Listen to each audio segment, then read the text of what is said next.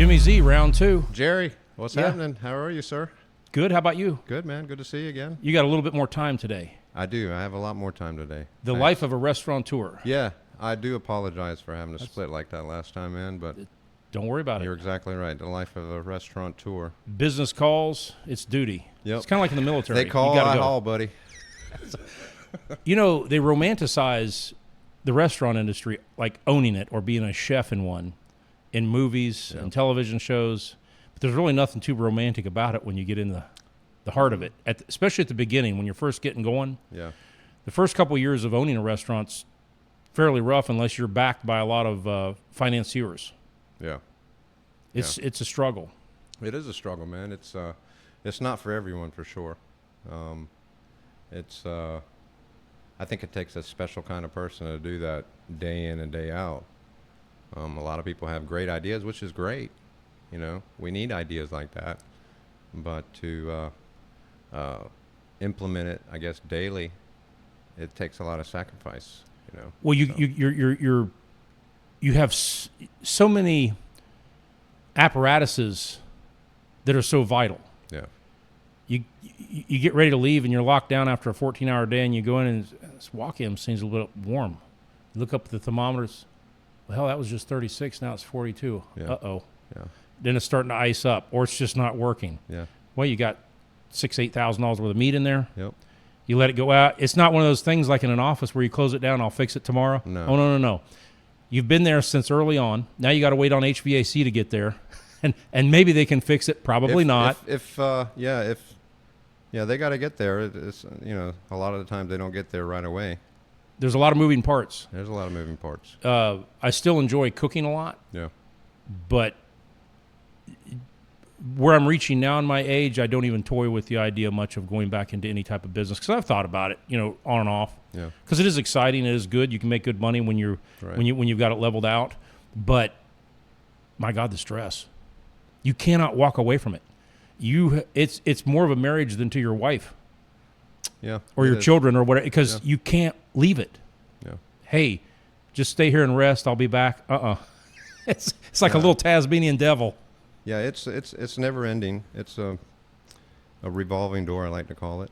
You just kind of jump in whenever, and you're just going around and around circles constantly. How many years have you been in the business? I started the restaurant business when I was 15, bussing tables, and then I just moved up from there. I went from bussing tables to washing dishes, and then from dishes I went to chef training.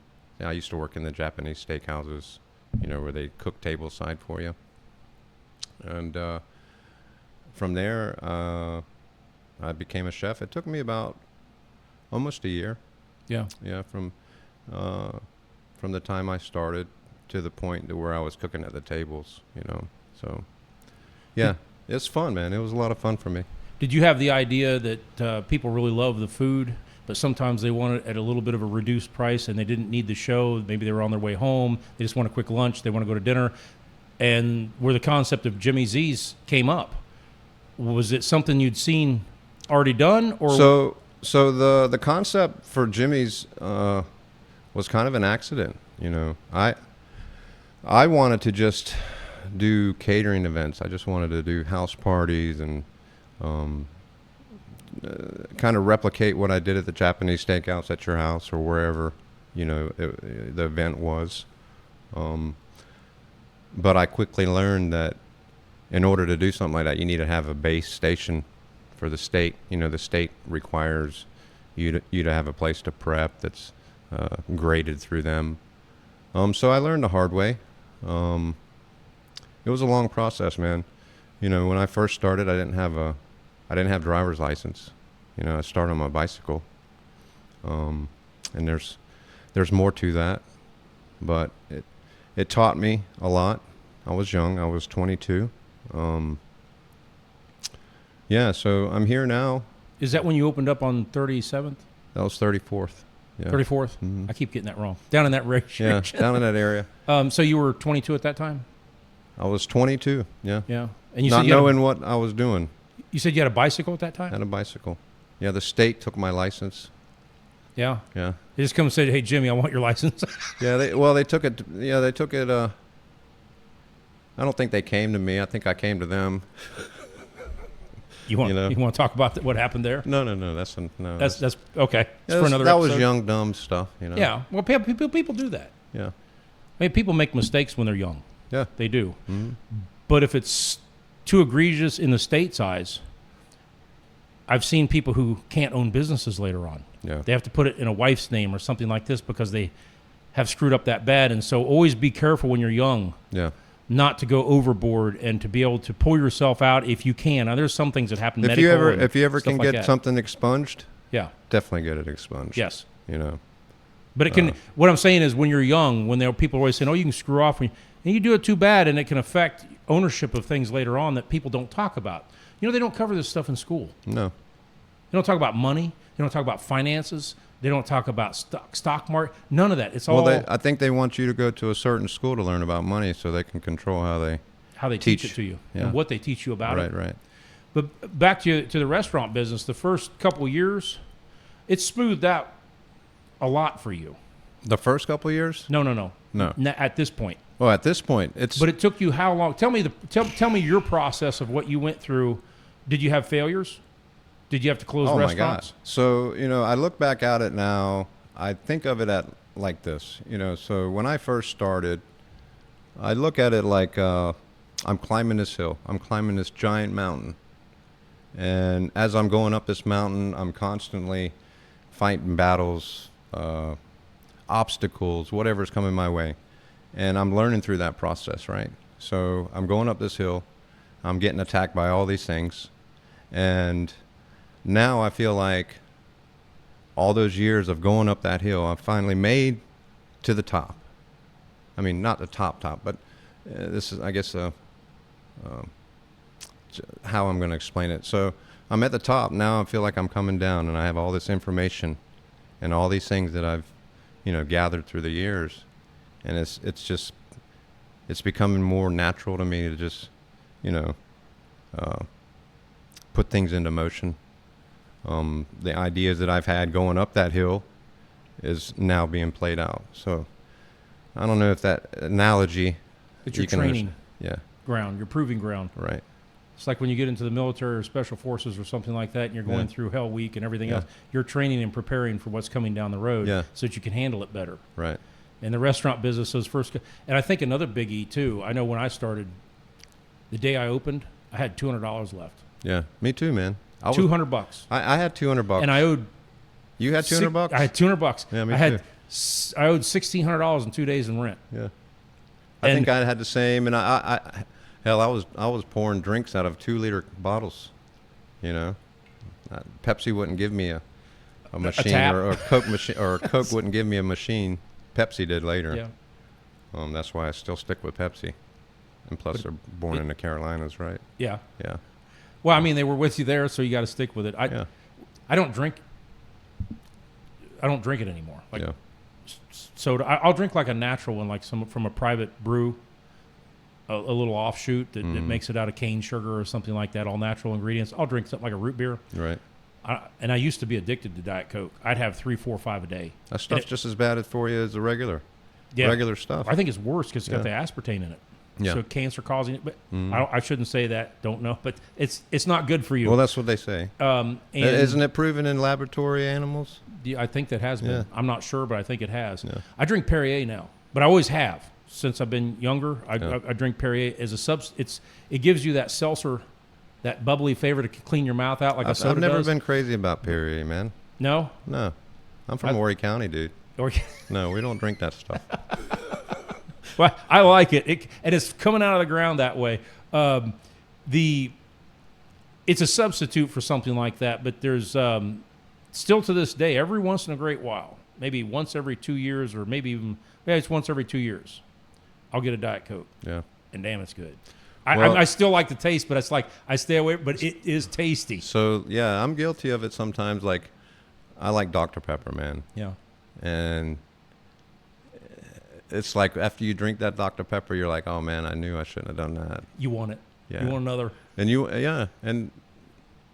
know what I heard? I heard Dr. Pepper is made with Root beer and Coke. You ever heard that before? Yeah.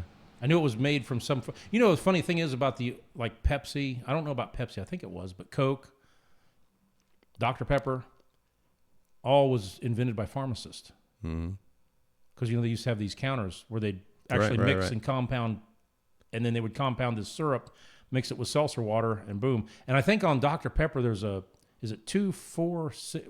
What's the numbers on it? There's 3 numbers, and you're supposed to have one at 2, one at 4, one at 7, something like that. And it's a doctor, it's for doctoring. Yeah. It make you feel good, better, or make you healthy.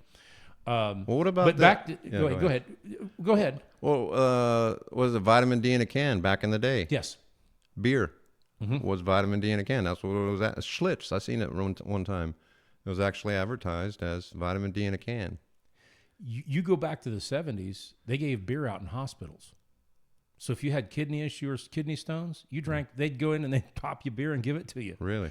Where I grew up in Oregon, in the Willamette Valley, it was a Dutch-German community, and most of the people that were there they had immigrated there. So they still had an accent. Some of them had an accent. You could tell that they weren't born in America. Right. Little kids, you drank beer.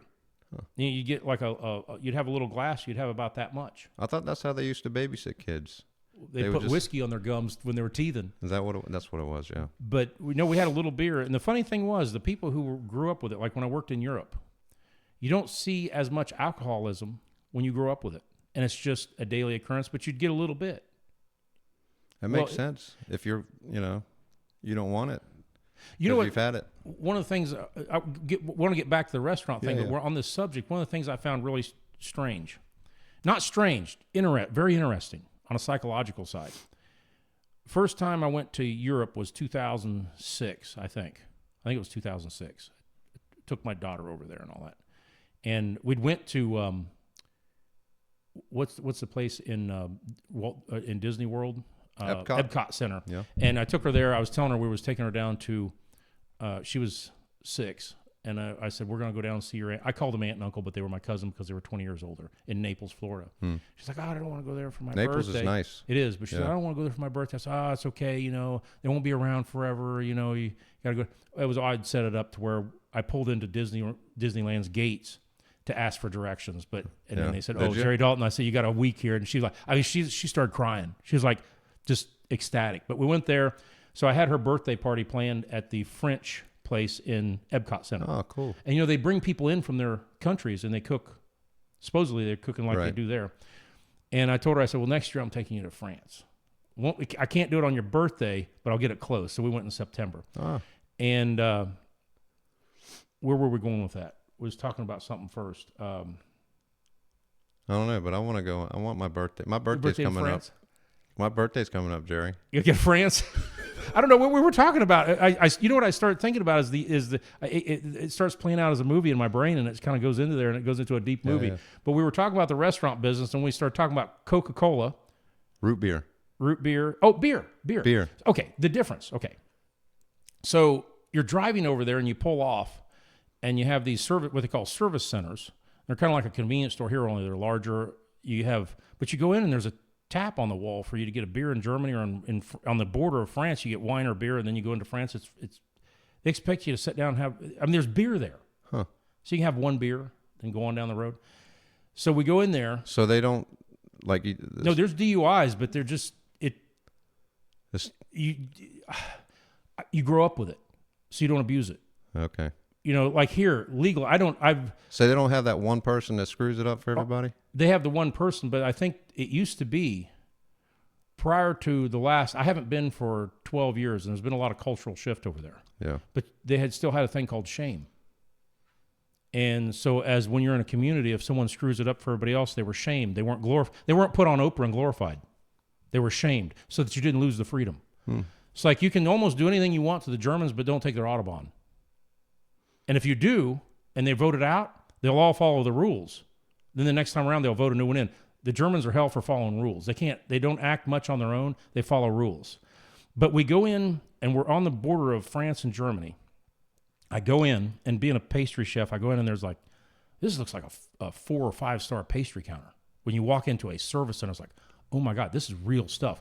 Real custards, real creams, real mousse made with raw egg yolks, the whole thing. Things you can't get in the United States anymore. Yeah. And I'm like, oh, Katie, look, oh my God, this pastry counter, all right. And then she's looking, I'm like, look at this, look at that.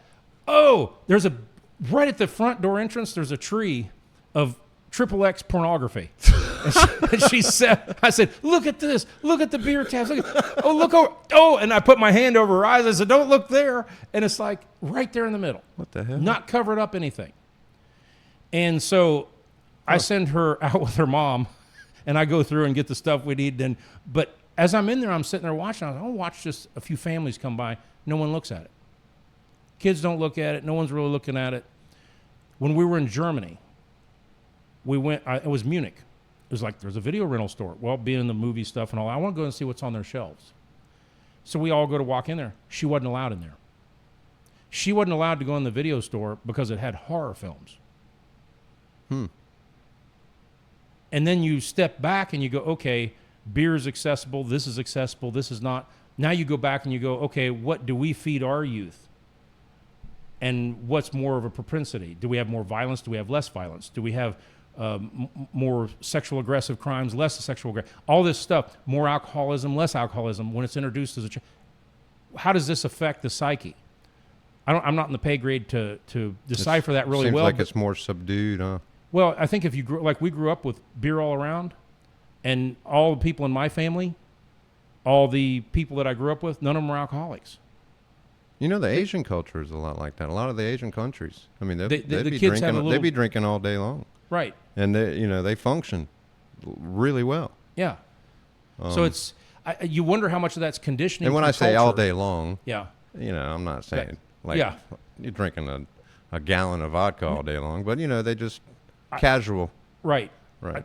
I lost the taste for it. Kind of like I used to have one or two or something like really good stuff. After I had COVID, and I've talked to a lot of people, this is a question for the audience too. How many people who were casual drinkers, I noticed the alcoholics are still just going, right? Casual drinkers have stopped drinking in the last 2 years because it just doesn't set right or doesn't taste right. There's a lot of people I've noticed. You think so? You've heard? Yeah, you used to drink alcohol. Well, you don't anymore. I haven't in a while just because of my stomach, but I've thought about it recently, but I don't know what it'll do to me. It's been so long. Last time I was at my doctor's, he said, how much alcohol you consume? I said, none. I said, not enough. Yeah. And he starts laughing. He's like, no, sir. I said, no, I'm being serious. I said, I used to like to have a beer or two or a mixed drink just 2-3 times a week, just one or two. Right. I don't do it anymore at all. But I do miss the taste. Like a really good cold German beer right now in the fall that's coming along, an Oktoberfest brew. Yeah. I really liked it. But so the restaurant, anyway, it was just a side note on what we were talking about, but what was available to children's views versus here. And then you have to step back and look at the culture. But I got off on that on my own. I'm sorry about that from the restaurant thing. You're good. But and our plates here in the restaurant world are obscene to the French and to the British, not the Germans. The Germans eat like we do. By and large, they have big plates of food. Yeah. But the British and the French just cannot understand the size of our plates of food. Like when you go in and you order one of your meals, it's huge. Tons of meat, tons of vegetables, and they eat like half the portions we do. And they're smaller than us, right? No, you get up into I wasn't too much out of average. I mean, are they obese in that country? No. Okay. But they're big, tall, like right. the average height. But I'm saying obese versus this country. Yeah. So when you're eating double the meat, double the food, I mean, you're making your stomach double the capacity, so you're more hungry, right? Versus somebody that eats smaller that just needs to eat once or twice a day, and that's enough, right? Right. And there's another thing that's different in Europe. It's the same but different. We store food. We have big pantries. They don't have that. By and large, I'm sure there's someone over there that does, but by and large, the big piece of the pie, they don't have 3, 4, 5 months worth of food. We do. And I don't know Well, the average person doesn't have 3 or 4 or 5 months worth of food. Would you say 20, 30% do? Maybe. Over there, it'd be like less than 2. 1. Oh, really? Yeah, I mean, they go to the store like every other day or every day and get their stuff. Now, that's great if you can keep that supply chain going. Yeah. Because it keeps the baker in business, the butcher in business, the cheesemaker in business. And so the people would come in and buy their stuff daily, which makes it really nice, and it's a good economy that way. Well, the food's better that way, too. Yeah. They're making it fresh. Right? Yes. Versus getting it in a box here. Yeah. And well, they don't allow a lot of our food over there. Yeah. And because of the preservatives, the GMOs, genetic, you talk about your gut issues. Mm-hmm. A lot of people gluten. Well, I ask them how many people the people that are old enough, if you're past 40 or 50, how many people did you know when you were a little kid that couldn't eat bread? Man, I didn't know None. anybody. Everybody did it. Everybody What ate bread. changed? Oh, well, it's just the bread. It was the gluten. Yeah. No, it wasn't. No. It was not genetically modified. Right. It was grain that had been around for thousands of years. Yeah. Legacy wheat. But No, I mean, you look at did I say this analogy about the deer analogy last time we talked? The deer analogy, like, when you see a deer, you never see an obese deer. But like if you see a deer walking across the street that's guts hanging out, you're going to think that deer is sick. You know what I'm saying? So the deer eat what it's supposed to eat so they don't get obese. We don't eat what we're supposed to eat, so we end up getting obese. So I wonder if aliens are looking at us going, damn, they're sick, yeah. Or at least 80%. Countries with the highest life expectancy in the world. I just seen this morning. Yeah? It's the top 40 countries. See where the United States ranks in the top 40. What do we got here? Countries with the highest life expectancy in the world.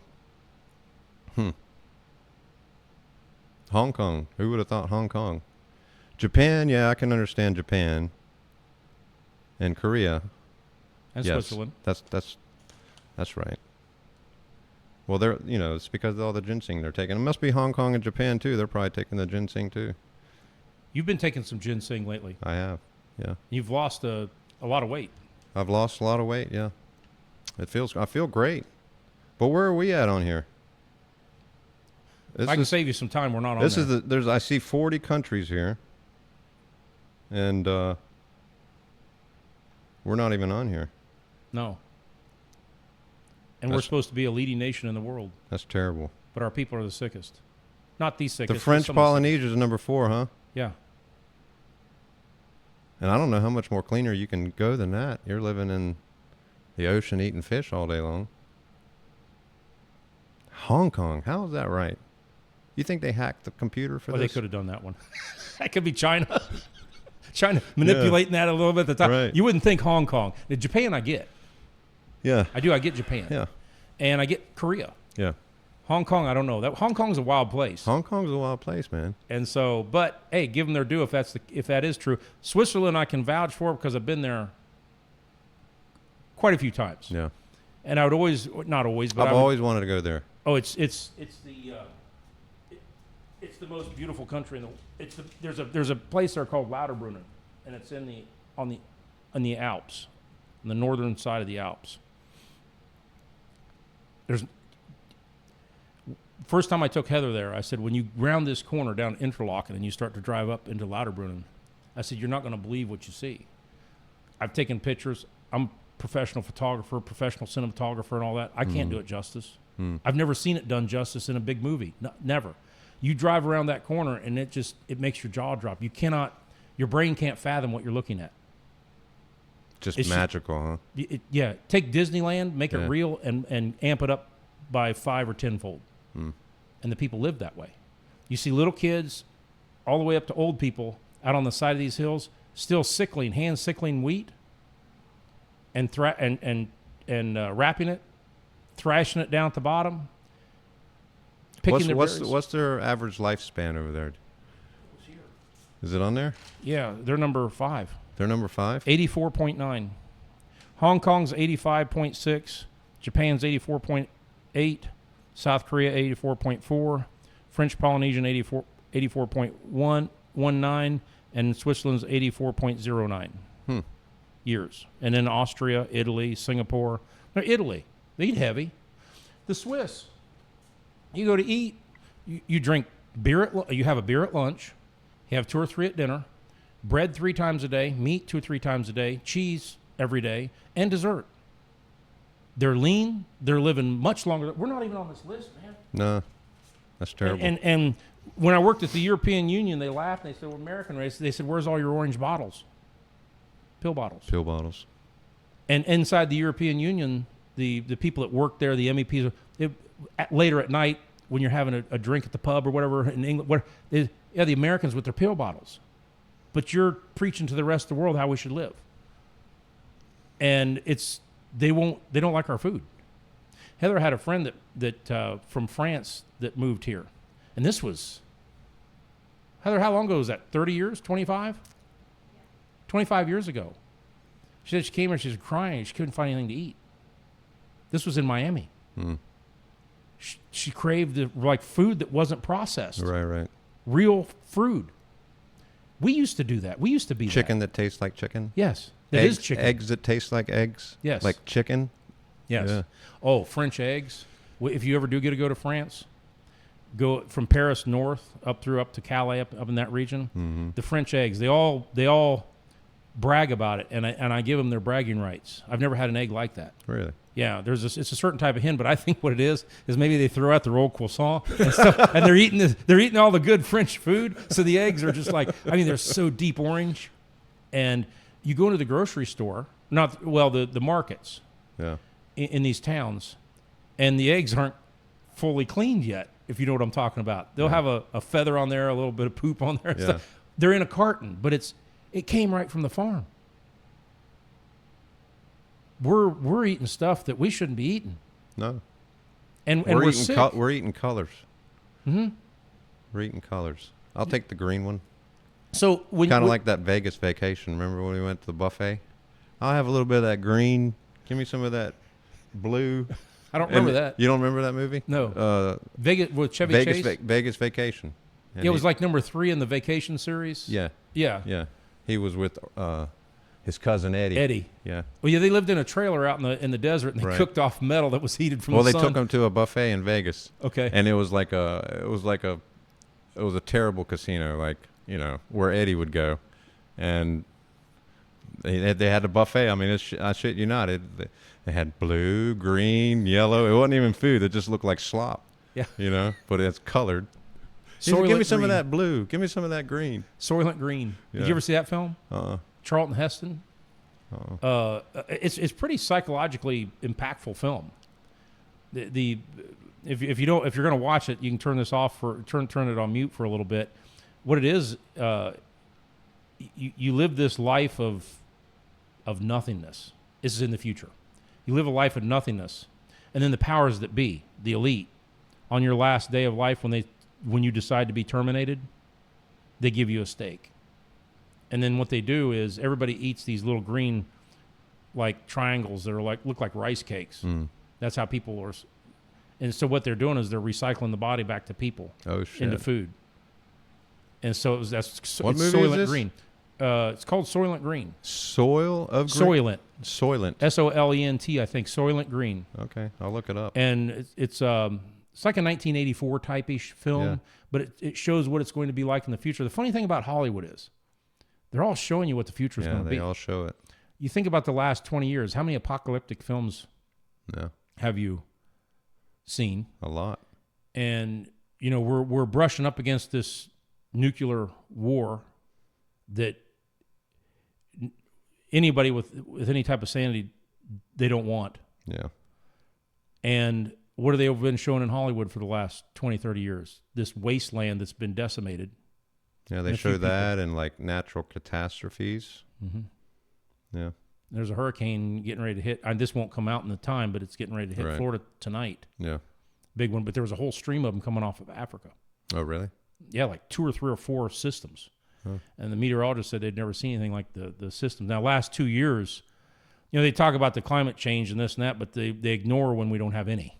It's like, well, what happened there? You don't have any, but this year. And you go back in the record books and you see in 1920 and 1899, there was one storm that came through late 1800s, early 1900s that took 4 feet of earth off the Keys in Florida. Really? It's like sustained winds of like 170, 180. It took the railroad. Just took the railroad away. I think I remember hearing about that. Yeah. So Yeah. It actually took the train with it too.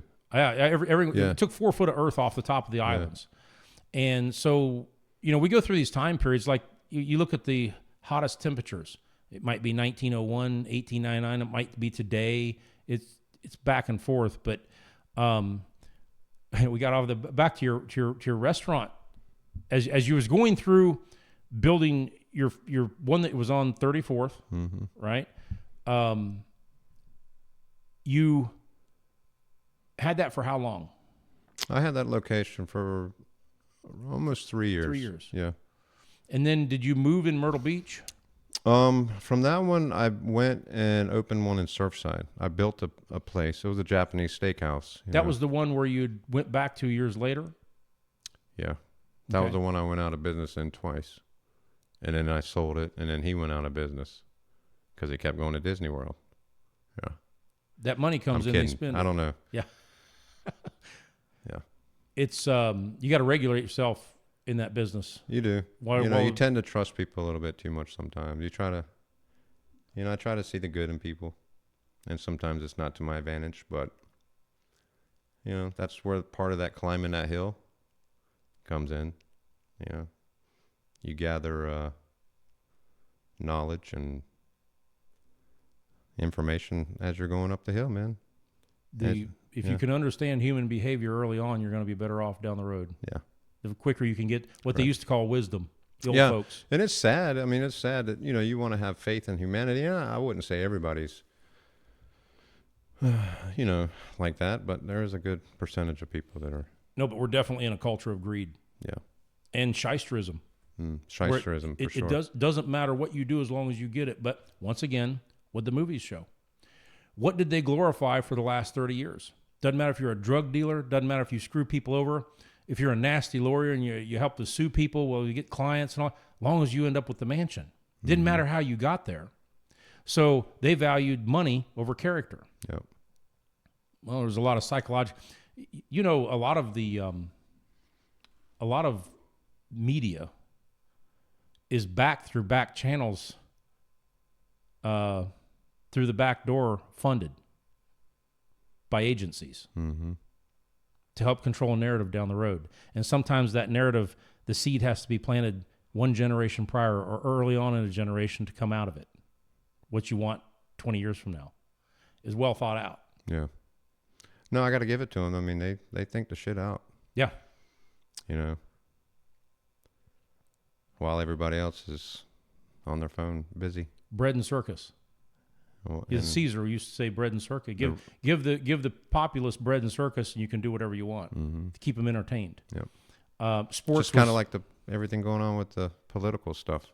Mm-hmm. They're keeping us entertained while the main stuff going on in the back. I think you and I had talked about this maybe a couple years ago, and I'd likened it to I don't know what it's called. I think it's WWE. Wrestling. Worldwide wrestling. Yeah. There's an entertainment factor to it, and it's I'm going to rip your head off and take your guts out with my hand. But then when you get in the locker room, you're Yeah. But the people enjoy it. Isn't that kind of like the politics today? No, it is 100%. That's what I look at it like that now. I think we talked about that, and it makes so much sense. Everybody's fighting to get on top. Mm-hmm. They don't care what they do to get on top, and then after they're trying to get on top, they are buddies with them in the back. Yeah, and it's all about what you can do for me or what they can do for them, or nothing about what they can do for us as the people. No, or how to make society better. Yeah.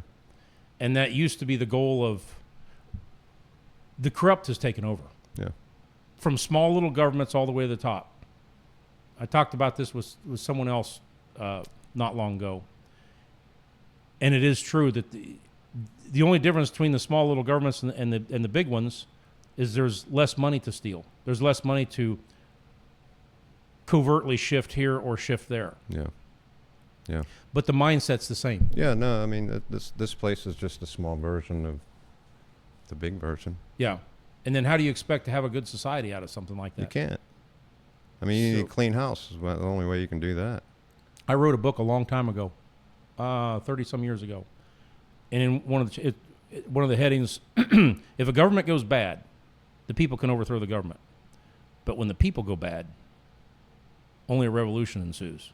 Mm-hmm. And one's going to come out on top of the other, and you don't. And the good guy don't always win. We like to think that, but the good guy, but they write history.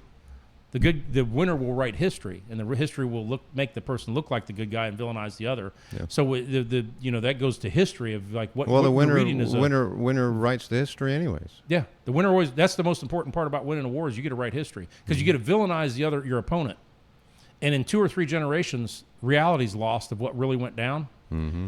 And then now you've villainized it, and you can destroy a whole culture. You can destroy a whole way. And when you look now, I mean, they're rewriting history drastically now. Yeah. Even in the movies. Religion's been rewritten. Religion. We had a big discussion about religion. That's a whole other discussion. Well, but yeah. we had a deep discussion on that last time, and it ruffles feathers. Yeah. If you realize that religion was set up to control, and I'm not saying spirituality, because I'm very spiritual, and I believe in God. Yeah. But God and religion are not the same. Religion's a business. It's the way I see it, by and large. When it became super corrupt, well, I mean, so it has a tendency to be corrupt to control the population anyway.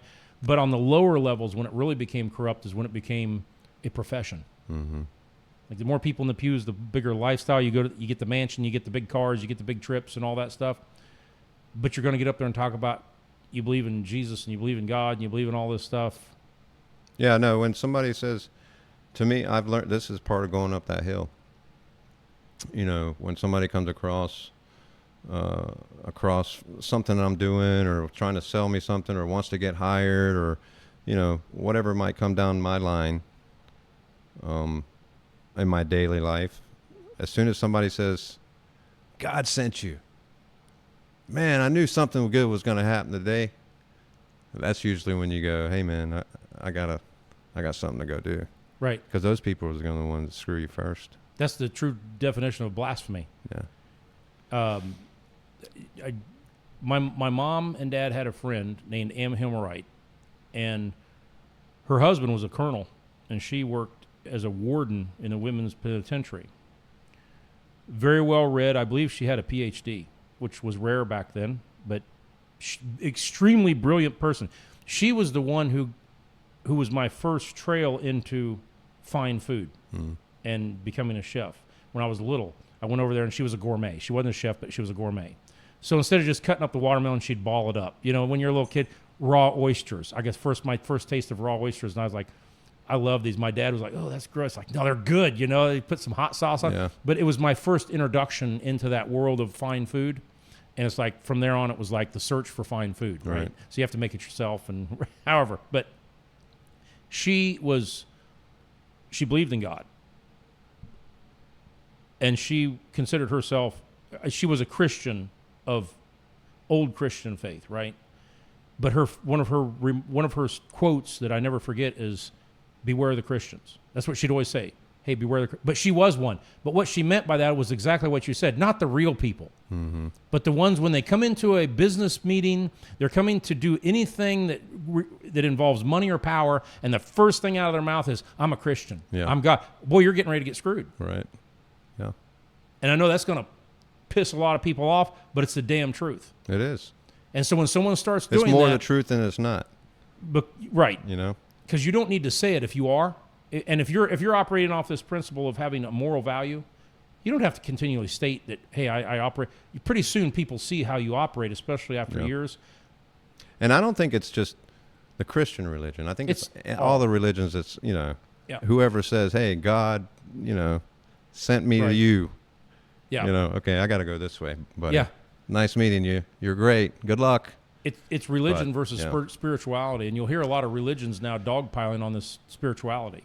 Well, the reason they're dogpiling on it and they don't like it is because it takes people out of the pews. Right. No more 10%. I learned something off the last episode that I did with a fellow. His name was Jimmy too. But he's a study of the Bible. When we was talking about tithing, I said, yeah, you got to give your 10%. He said, no.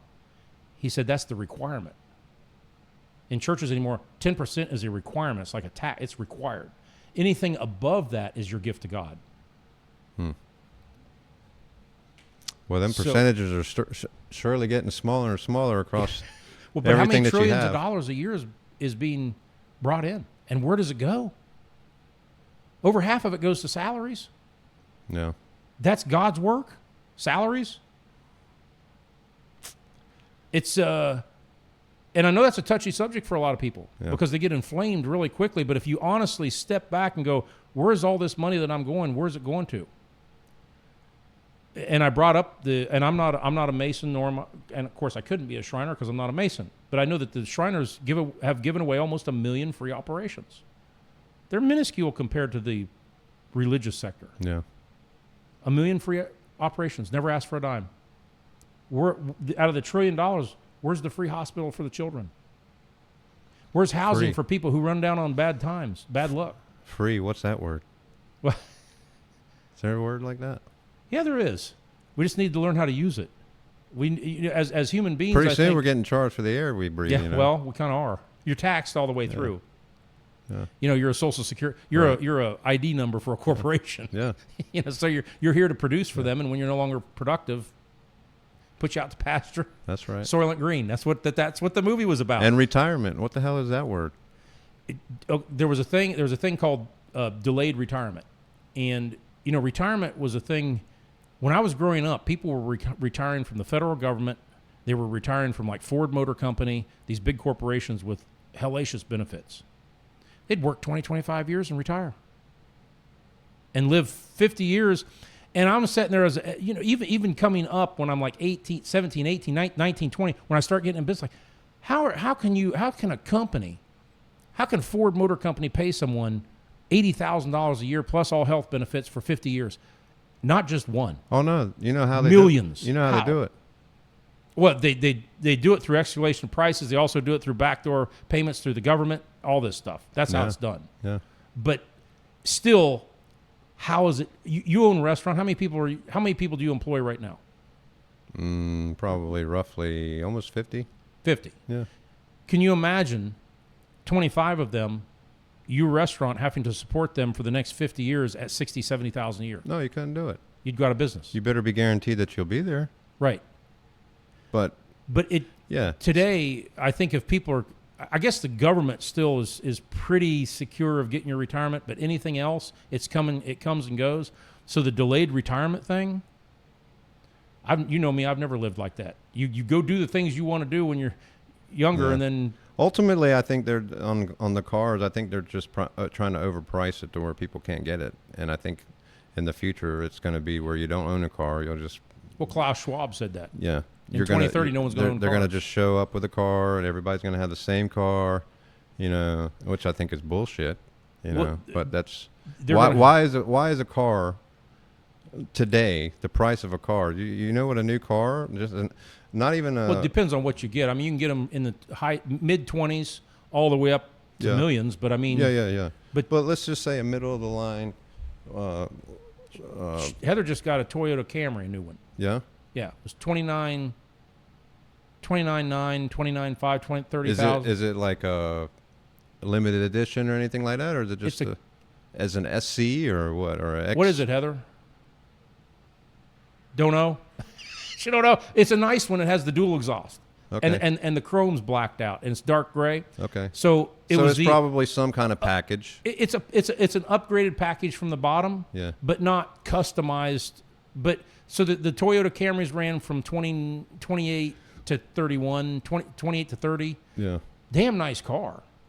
It's 42. When we've been driving it, I can't claim it, but we've been getting like 42 mile a gallon. Mm-hmm. Driving it back and forth from the home to the studio. But they said they're going to do away with it. You know what automobiles are? By and large, psychologically, automobiles is your key to freedom. To freedom. To movement. To movement. To a sense of freedom. Yeah. Until we had COVID. Well, yeah. But it meant, you know, the United States, you go back to the 40s and 50s when we became extremely mobile. Because everybody was getting an automobile. They had them in the 20s, 30s, but the wealthy had them. People were still in horse and buggy in the 20s. some. Mm-hmm. But as we went on, especially after the war, when the United States government, when you brought all these war vets home and there was no economy, you better dump some money in there because they know how to shoot and they got guns. Yeah. So instead of letting them sit at home and get angry, they have to print a bunch of money, get them going. But it spurred the economy, it spurred a whole new age for the middle class. It created a middle class. You got freedom. When you got that automobile, you could drive it 3,000 miles and be on one coast or the other coast. Where before, that was restricted to months of travel or extremely elite, wealthy people. Mm-hmm. It gave us free. You want to go to your place up in the mountains? You get in your car and go. Imagine if you didn't have your car. Yeah. What you got, like 10 miles, 5 miles? Bicycle, horse, this, that? I did start my restaurant on a bicycle, Jerry. I know that. You're going to go back to it? Hey, man. Might take a little while. You put a grill on the back. I'll put a grill in the back. I'll pull it. All right, we'll make it a dual like wheel. A rickshaw. I'll do some stuff while you're doing some stuff. We'll do a rickshaw. Yeah. Well, remember when we talked about doing a restaurant called East West? Yeah. And having the different cuisines, like European cuisine and Asian cuisine? Yeah. An infusion? Yeah. Then we could have had our own show with like battles, like chef battles, right? That would have been cool. Yeah, you could have come out as a ninja. I come out as a Viking. You know, I told you that idea about the restaurant that I wanted to do with small people. Yeah. Is that the right way to say it? Small people? Little people? Little people. Yeah. No, I think they get pissed off at that too. You don't say midget. The M or word. Dwarf. Or that. But there's a difference between a midget and a dwarf. One of them has like regular. They're just smaller, like regular digits. Like the fingers match the hand, match the arm length and all. It's kind of like a kid is. They're proportional. Yeah, like a little version of yourself. But then there's some that have like the little sausage finger. I don't know what you call it, but it doesn't match. So one of them is called a dwarf, one of them is called a midget, and I don't know which. But I think a midget is a person that's just. Yeah, but they don't small. like being called that. So what do you call them, small people?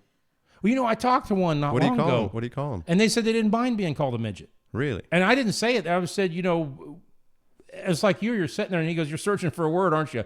I said, no, not really. I mean, you're a human being. That's how I see you as a human being. I don't care if you're 3 foot tall or 7 foot tall. Yeah. You get up to 8 foot, I'm going to call you Bigfoot or Sasquatch. Yeah. But as well as you should.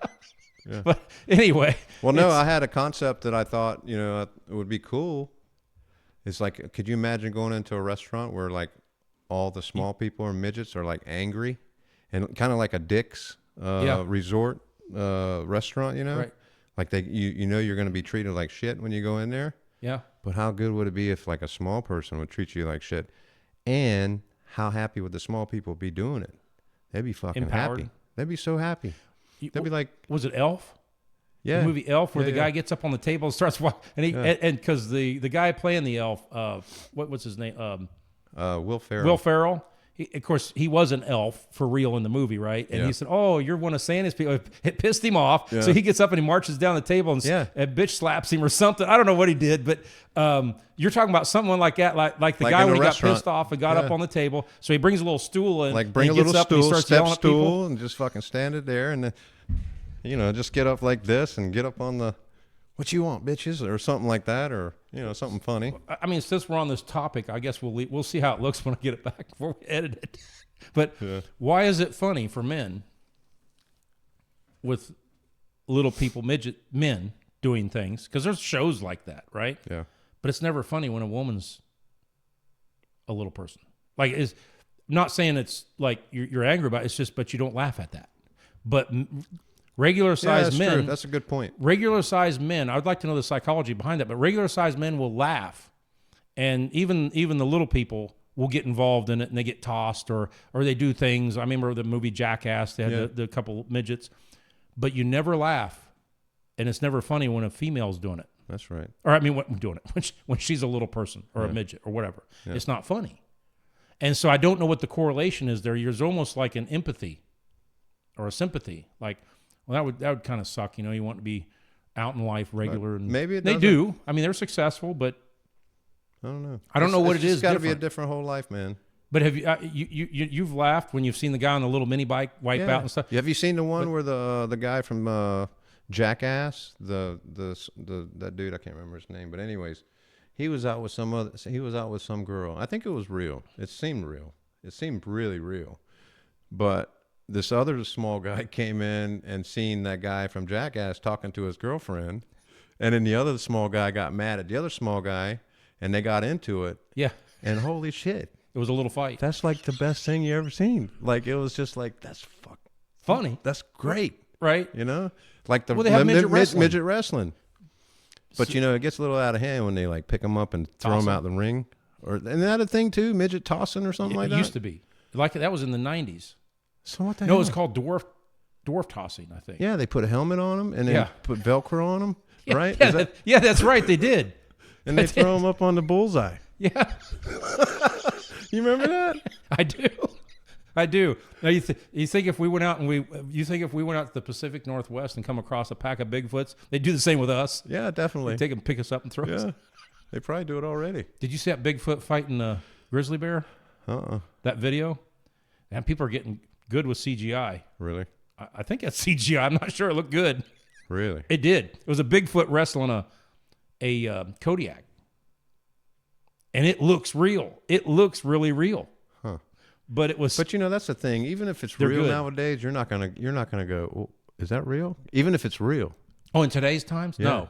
Yeah. And now they even have where you question reality sometime. Like, are you in a simulation? Yeah. No. Oh, you want to go there? Yeah. Well, that's So, like lately, for me, I've been treating my everything that I'm doing like I'm in a game. Mhm. I know. I mean, yeah, everybody. Some people do that, but I am seriously taking it seriously. like a simulation. Well, like I'm in control of my game. Oh, you like know? you're in control, not someone else. Yeah. Like I'm in control of it, and I'm on. You know, we're all on different levels. Mhm. It might take you 5 years to get through one level, you know, but that's how I'm playing everything, and I'm on fire. So, I don't know. It's helped me. What do you think about dimensions? Different dimensions. I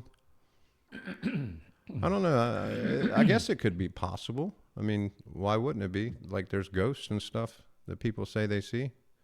Where was that at? It ain't in this dimension, right? I forget who it was. It was some scientist or someone that was talking about you can only see X amount of colors, and it's less than 1% of what really exists. Our perception. You ever taken these things where you look at a picture of like a mountain or whatever, and they tell you to blink, and then you look up at the ceiling or close your eyes, and you'll see it in color? That tells you right there your mind's, the vision's being altered in the mind and being processed, kind of like a computer, like this video will get processed. Yeah. When I was a kid, when I was like 6 years old, I went down, had a heavy dream or something like that was real. I went down and said, man, do you ever think that we're actually in reality when we're dreaming, and then dreaming when we're in reality? Yeah. When we're supposed to, basically, as from a kid's point, like you go to a different dimension. And I watched a couple of these videos where they talk about, your soul never sleeps. Your soul doesn't rest. It's energy. It doesn't rest. So where does it go? What happens to it when you're asleep, when your vessel, when your body's asleep? Where does your soul go? Does it go to a different dimension? Does it see a different? Do we have a different dimension right here that we can't see in energy? What do you? I mean, damn. Because we're only good to a certain amount of hertz. I had so many things going through my head there. It's like we can only hear certain hertz levels, where a dog can hear a hertz level a little higher than us. So tell me the whistle don't exist. When you blow into the dog whistle, well, that don't exist because I can't hear it. Yeah. But it definitely does exist because the dog can hear it. We just can't pick it up with our ears. So visually, what do we see and not see? Well, I think it's so fast we can't. Our brain can't compute it that fast. I've heard a theory, and it's pretty trippy, but I heard a theory that time starts and stops 22 trillion times a second. I mean, your brain can't comprehend that. Yeah. So if that is the case, which I mean, I don't know, maybe Bruce Lee tapped into that. Who knows? Like if you can get into something while it's so fast, stopping and starting again, maybe there's not a void, but something like the Matrix kind of. Like a ripple in time? Yeah. Those are very deep subjects that are, it goes off, and it's like outer space. It goes off so far out into different arenas of what's actually going on. But as far as being like what we really just like being in a matrix or in a simulation, God, it feels like it sometimes. Well, I mean, look at the virtual reality stuff. You can't tell the difference. And you can't tell the difference in CGI anymore. Oh, the AI and stuff is getting real good. Yeah, Real good. The CGI. Scary good. Yeah. It's like I said, watch the Bigfoot fighting the grizzly bear. I mean, the movement of the muscles and everything, it looks real. Now, I'm sure, maybe Hollywood did make it, but I doubt it. It was probably somebody making it. Mm-hmm. But damned, it looks real. So you got AI can imitate your voice. And all they need to do is all you need to do is speak into an AI receiver that's taking the data and analyzing it. Speak so many words and it can duplicate your voice. They can duplicate your look. So when is it they're going to have you doing things that you're not really doing, or other people doing things, leaders doing things they're not really doing? Yeah. And that's going on right now. Yeah. Where does that lead? It's war. Yeah. Well, we're heading into that now. We're already there. We're already there. Yeah. People are, these, and they're not small skirmishes, because if your family's been destroyed or you've blown up someone's city or whatever, it's not small. It's like we may not feel that hurricane coming into Florida tonight. It doesn't mean it's not happening. Right. And it doesn't mean people aren't getting their lives torn apart. Okay. But I don't even know where I was going with that, because I start thinking about that hurricane rolling in, how bad I feel for those people. Because we've been in the path of them, and you know how you feel. Yeah. You're going to lose everything you got. Do you leave? Do you not leave? Are you putting this an analogy of the hurricane and a war? Is that what you're... Just that a hurricane's happening somewhere else just because we don't feel it, we don't see it. But this wars, that's where it was. The smaller wars like Afghanistan, that it's a flash. It happens quick and then it's gone. World wars never start that way. They build over years. Yeah. It starts as an economic war, correct? Yes. They're monetary wars. Yeah. The printers of money supply both sides. And then sometimes you have someone that goes against the international monetary supply. Well, you got to squash that real quick. So let's say you have a small community that's extremely corrupt. If an honest person walks in there and starts to expose it all and decimate it, you got a bunch of people who's going to lose their lifestyles. They're not going to be able to live like they did. They're going to have to go back and work on the farm, basically. They don't want that to happen. They want to stay in control. They want to control the outcome. So what happens is they have to create these wars in order to create so much division that they stay on top. But these world wars, like we're in now, we're in it. Yeah. It's just we haven't felt it yet here. Right. This one here, I believe, other than World War I and World War II, and you can talk about Japan in Hawaii, Pearl Harbor, but we didn't feel it in the mainland. No. We didn't feel World War I in the mainland. You did if you lost children in it, but you didn't have bombs dropping on your house. Right. This one here may be a little different. Yep. You're gonna see. I think you're going to see like cyber stuff. It's already happening. They're already the cyber stuff's already started. Yeah, But is it your own? Is it your own so-called crew doing it for a false flag? Maybe. I think more so than not, because everything else has been false flags. And when people say that's not possible, go back to when you were in grade school or whatever. Someone said something that didn't say something, so someone would get into a fight or this or that because some little asshole would say something that wasn't true, but they were believed because they had somewhat of a character standing. Mm-hmm. Same with government, same with media, same with everything else. Look what they're doing. Look what they're doing. Get the anger stirred up, get it riled up, get them to fighting. And now when you've got all this mess down here, you can do what the hell ever you want on top. Yeah, that's what and then you would insert more and more and more power. Look at the amount of... And that's exactly what's happening with like the whole presidential thing. Mm-hmm. They're keeping this whole thing as a show, keeping you busy while the real shit's going on back here, and people are dying. You know? People are dying. They're getting bombed. I seen something really sick. To me, it was sickening. It was in Pennsylvania. They're signing bombs. Signing bombs? Yeah, the governor was signing bombs. The governor? Yes, of Pennsylvania, because Zelensky was there. Oh, God. They're signing bombs. Do you realize those bombs are going to kill families? They're going to kill children. It's not like you're getting in the ring with another heavyweight champion and one of you is going to die. Right. There's a bunch of innocent people that's going to die. They're dropping bombs on people that don't have weapons. Right. To sign it to me is a form of arrogance. Now, if you have to go to war, you take it extremely seriously. It's the avenue of last resort. But if you have to go to war, you still realize the damage and destruction that you're causing and going to cause, and you don't do it lightly. You don't do it without emotion or feeling or empathy. It should be heavy. Yeah. They were having a cake, a party, and signing and laughing, and I'm like, if you watch the destruction of this hit a child, I get it's going to the Ukraine. Do you think that's a real video then? No, it was real. Talking about the CGI. It was real. It's real because you know what? War is real. Yeah. And these people that play in these games, the ones that make all the money, the ones that make all the decisions, they never see war, do they? They never see the battlefield. It's the poor kids. Mm-hmm. It's the poor people. It's the poor people out in these communities that where bombs are being dropped and stuff. The elite rarely see it. And you go back to the WWE. At the end of the day, they all convene at Davos in Switzerland and have their meetings. And their BFFs. While your children and my children go to war. I'm sure they probably write scripts for each other, right? I'm sure. It's all a stage. It's all a show. No. It's all a show. Media is all a show. So what would happen if everybody woke up to knowing that it's a show? What do you think would happen? They don't care. They already know it. You knew it with Epstein Island. When the public knew about Epstein Island, and there's over 1,000 people that the FBI has, why hasn't that been leaked? Why has none of that footage been leaked of stars in there and powerful people and royalty monkeying around with children? Why hasn't that been leaked? Why is there a cover-up? What about why have you not seen? How many indictments have you seen? None. How many indictments have you seen? No. Listen to this. How many indictments have you seen over January 6th? Oh, shit tons. There's people in jail for 10 years. Now, you can say, well, that was awful. Is it as bad as kidnapping children and killing them? And you have it on videotape? And nothing's done? So when you say, and when I was young, I always thought, well, when this happens, people will have had enough.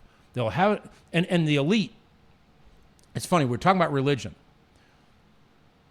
The fellow was here before. He'll probably get it before then, but I found, who knows how real it is, a copy of the Geneva Bible. Well, King James come along, the King James Bible. You've probably heard of that. You grew up in the South. It was what everybody follows. He rewrote the Bible. I think it was like 22 to 25,000 changes in the Bible. That's a lot. And if you were caught with an old Geneva Bible, you could lose your life over it, be executed. That's how serious it was after he rewrote it. Well, the Word of God really doesn't need to be rewritten. And to me, here you want a global religion, I'll create one. So do unto others as you want done to yourself.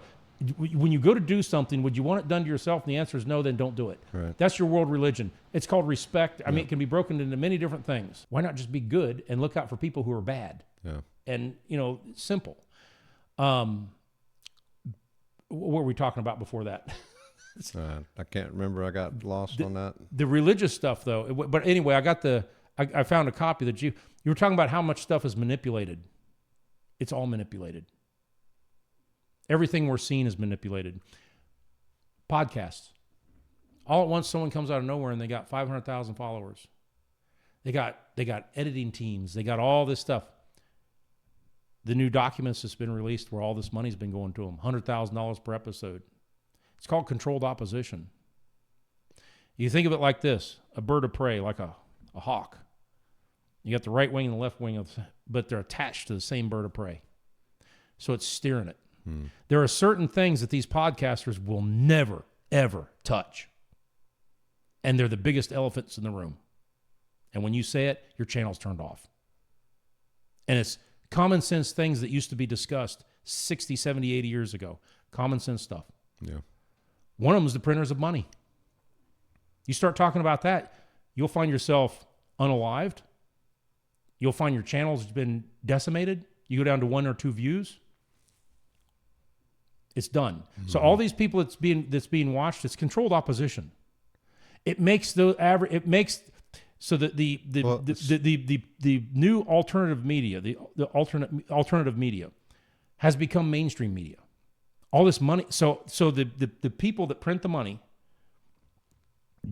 divert those funds to them.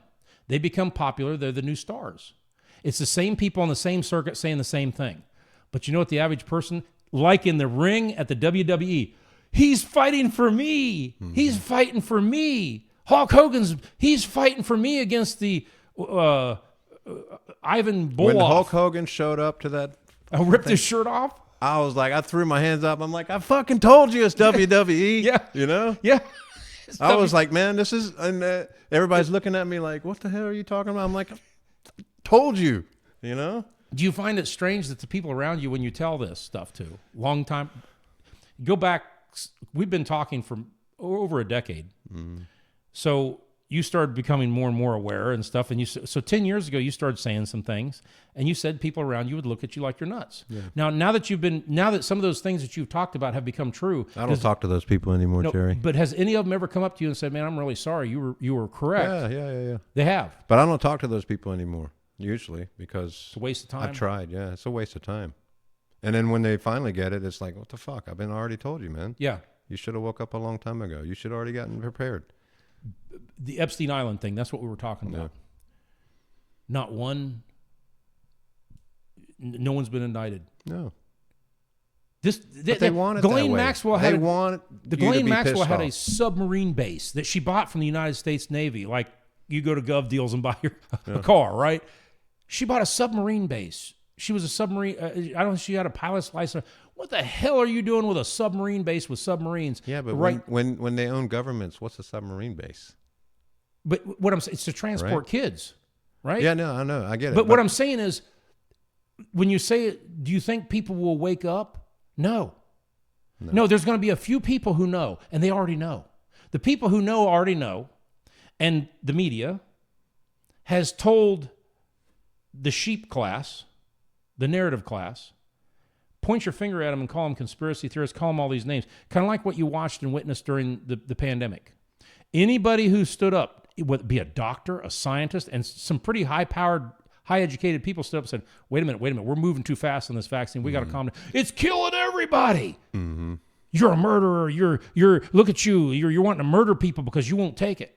Like, what? No. We got to give it a little more time. But it's killing everybody.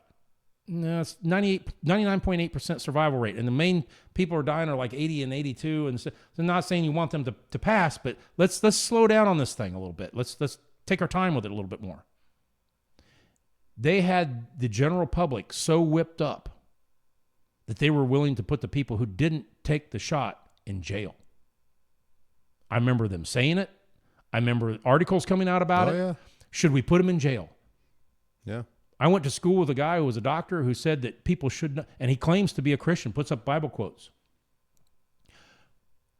If the government says you shouldn't be able to buy groceries, he was going to stand beside that. We had it out online, and then that was it.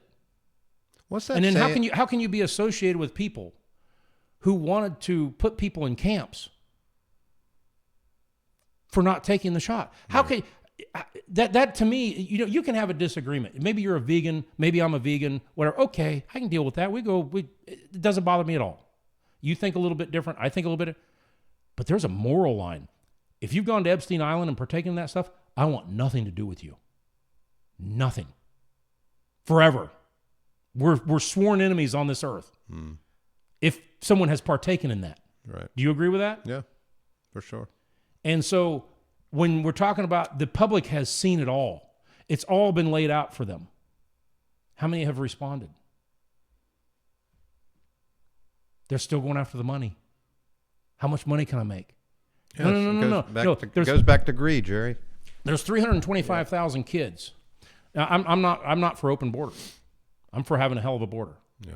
But those kids who came across, the United States government, both Democrat and Republican, says there's 325,000 children missing in the last 2.5 years in the United States. So what is it more like? Maybe 1 million, 2 million? I don't know. Yeah. That's what they're admitting. That should have Americans up in arms, like for real, pitchforks. 325,000. Like I said, I'm for strong borders. It's still children, but they're still children. And a lot of those kids are from somewhere else, not in this country. That's why I said I'm not for letting a lot of people think that it's just this country, the kids. No. And they go, well, how can that be true? I don't see any kids missing. No. I see a few. These were the ones they got from the border, country. And they turned them over and handed them over to some, just individuals, company. What? And like I said, take it. I'm not for open borders. I'm for very secure borders, but those are still children. Yeah. They're still children with a soul. And people here are still worried about how much money am I going to make? How much money am I going to... A child came up, 300,000 of them. So when are they going to wake up? They're not. The ones who are have already been awoken. The other ones, when all this has been put in front, children's the ultimate goodness of the world. I mean, it's the future. When you look at a child, or if everybody stopped having children, the world's over. No, the world's not over. Humanity's over. Humanity's over. So they should be protected, looked after, educated, put onto a good path, all that. If humanity's willing to sacrifice them, humanity's over. It's already over. That's how I see it. It's that intense to me. And I don't understand why people haven't said enough is enough. Enough is enough. We're going to hunt. It isn't that hard to find out where these kids went. No. The United States government handed them over. Where'd they go? What happened to them? Almost 500,000 kids. 2 years, 2.5 years. And everybody's kind of okay with it. Well, I'm not okay with it. They're too... yeah.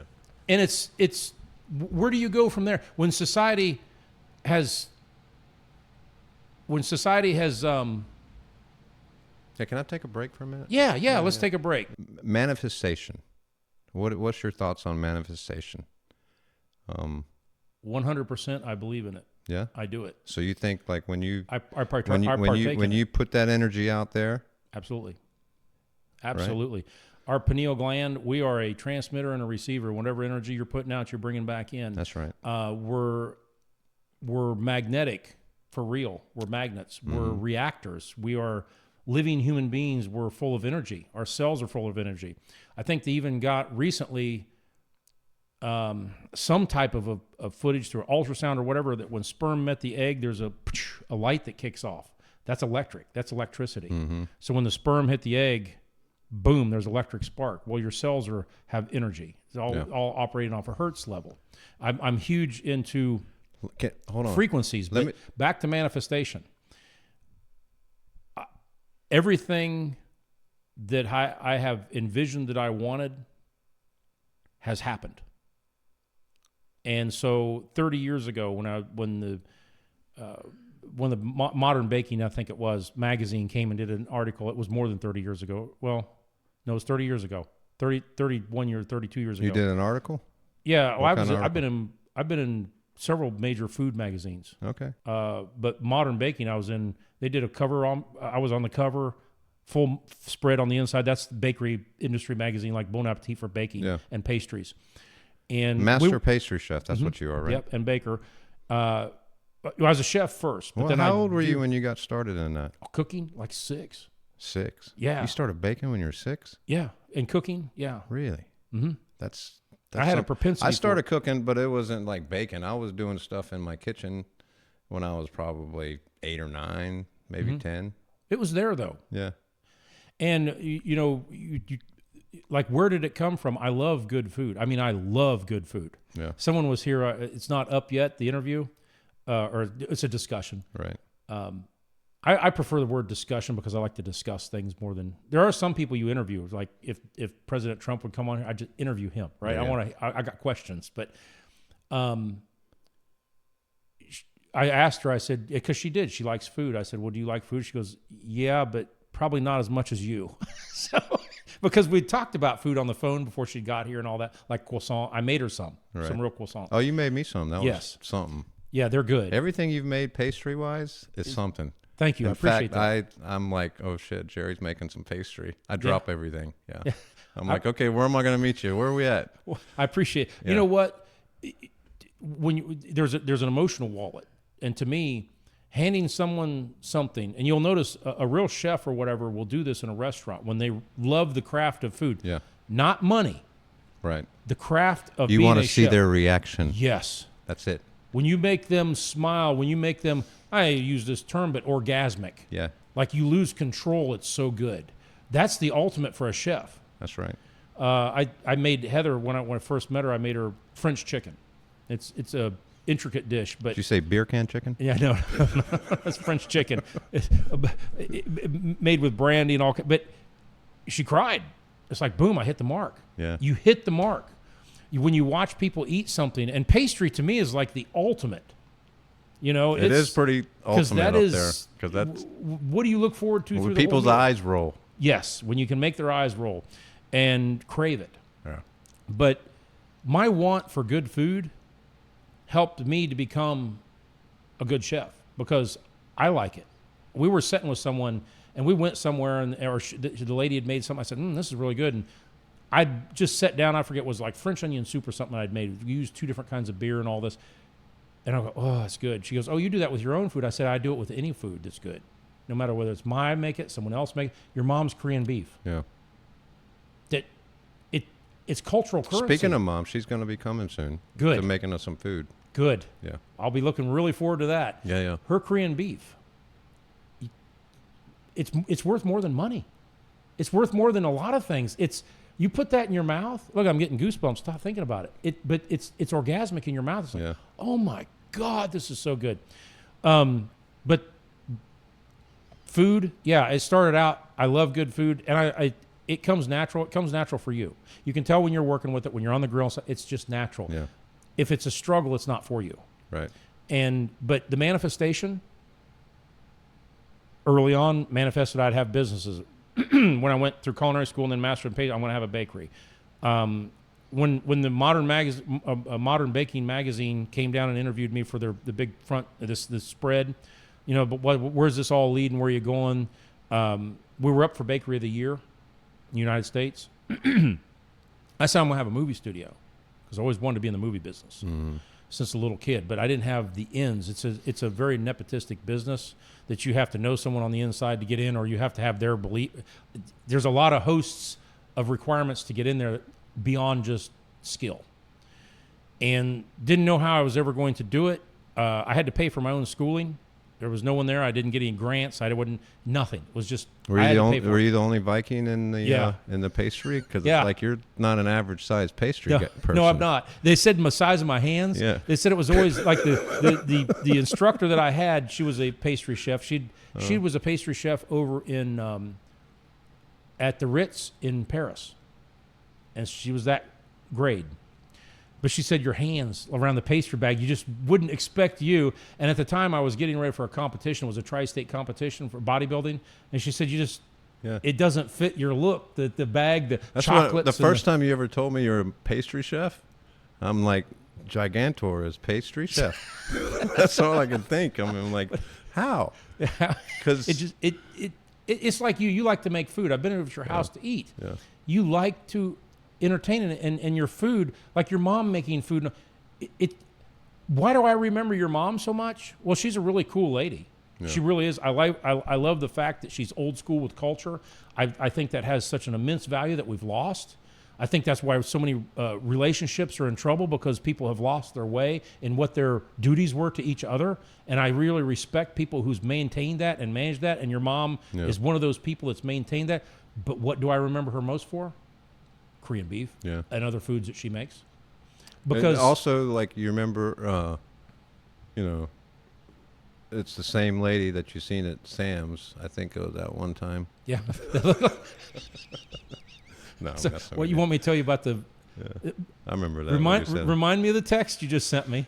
Okay. Remember I told you about it. Yeah. Okay, but it's manifestation 100% if you visualize it. And not just visualize it and lay on your ass and eat Doritos and watch Netflix, but you visualize it and you put action behind it, it will happen. Yeah. Everything that you can visualize, realistically, you're not going to fly unicorns to the moon. Well, who knows? Visualize it. We'll see what happens. If not, you'll at least die trying. Well, they're visualizing it out west. Yeah. Well, I grew up out there, so the Bigfoot mentored me a lot. Yeah. So since I was born in Oregon, you get a certain license there that no one else has. Well, Washington has it too, but it's a certain society with the Squatches. But anyway, we'll talk about that. We'll have to go out there and have a conversation with them. But so if you can manifest good, you can manifest bad. You can manifest bad. It's your energies that you want, and there are people here on Earth that do manifest bad. They're of the evil side. They're of the dark side. Yeah. Make no mistake about it. There are people here that are on the good side. And those are the warriors of God and the warriors of the devil, if you want to use those analogies. Warriors of good, warriors of bad, light, dark, all that stuff. Yeah. However you want to visualize in your head, there are people here that do evil stuff. We just talked about Jeffrey Epstein. Mm-hmm. You can't be of a normal spirit or mind and partake in those type of things. I don't care if you are an agent for a certain government that's trying to blackmail people. You cannot partake in that level of blackmail using children. You're not of a normal mind. You're of a dark force. Of course. But so yes, you can manifest good, you can manifest bad. The problem is now there's a lot of people who do manifest bad. They want bad for people. How many people that you know as you're coming up through the ranks, you weren't born with a lot of money. You didn't have you don't have the name, Right. like your family's been around for 400 years and they own all this acreage. And I came up somewhat the same way. The same way. You came out with nothing. Like I said, I had to pay for my own schooling. That's the reason I didn't go to film school, because I wasn't sure I was going to get a job. And I had to pay for it out of pocket, so I went to culinary school. If you're a good chef, 100%, you will get a job, and you'll always eat. You'll never be out of food. So even if you don't get paid much, you're around food, you will have breakfast, lunch, and dinner. You will always get to eat, and you can feed your family if you have a family. So food was the way. So I had those several loves, which one was food, one was movies. Movies was like, you might as well go out and put that money down on the poker table. You can lose it that quick. Yeah. You just won't get a job. Never did I ever stop manifesting being in motion picture. Long circle around. Built my own house at age 27 after I sold my bakery. I manifest that. Well, I visualized it. Yeah. I visualized what it was going to look like when I bought the lot. Now it stands. We are creators, and when we look at the spiritual side, we're our own little creators. You can say we're like I hate to use this word; it'll offend people, but think about what I'm saying. You're your own micro god. You're not the supreme god, but you're a micro god. You're created in His image, right? Mm-hmm. You're a micro god. You create the own universe around you. When I tell people, and not everybody has the ability, but people have the ability to create their own universes and their own worlds around them. And where does that spark come from? A thought. Where do these thoughts come from? A lot of people can't visualize what something's going to look like. Like if I say, hey, I'm going to build a house, it's going to be like it's a castle or an English Tudor or something like that. They honestly don't have the ability to visualize what it's going to look like. Most people don't. Yeah. It's those that can, that's that creative spark and energy. Where does the creative spark come from? And I go back to that little spark that happens when the egg met the sperm. There's a little electric spark. All our thoughts are coming from where? And then we transmit them out. We transmit them out into the universe. The universe grabs a hold of them. So you better be transmitting good thought, and it comes back.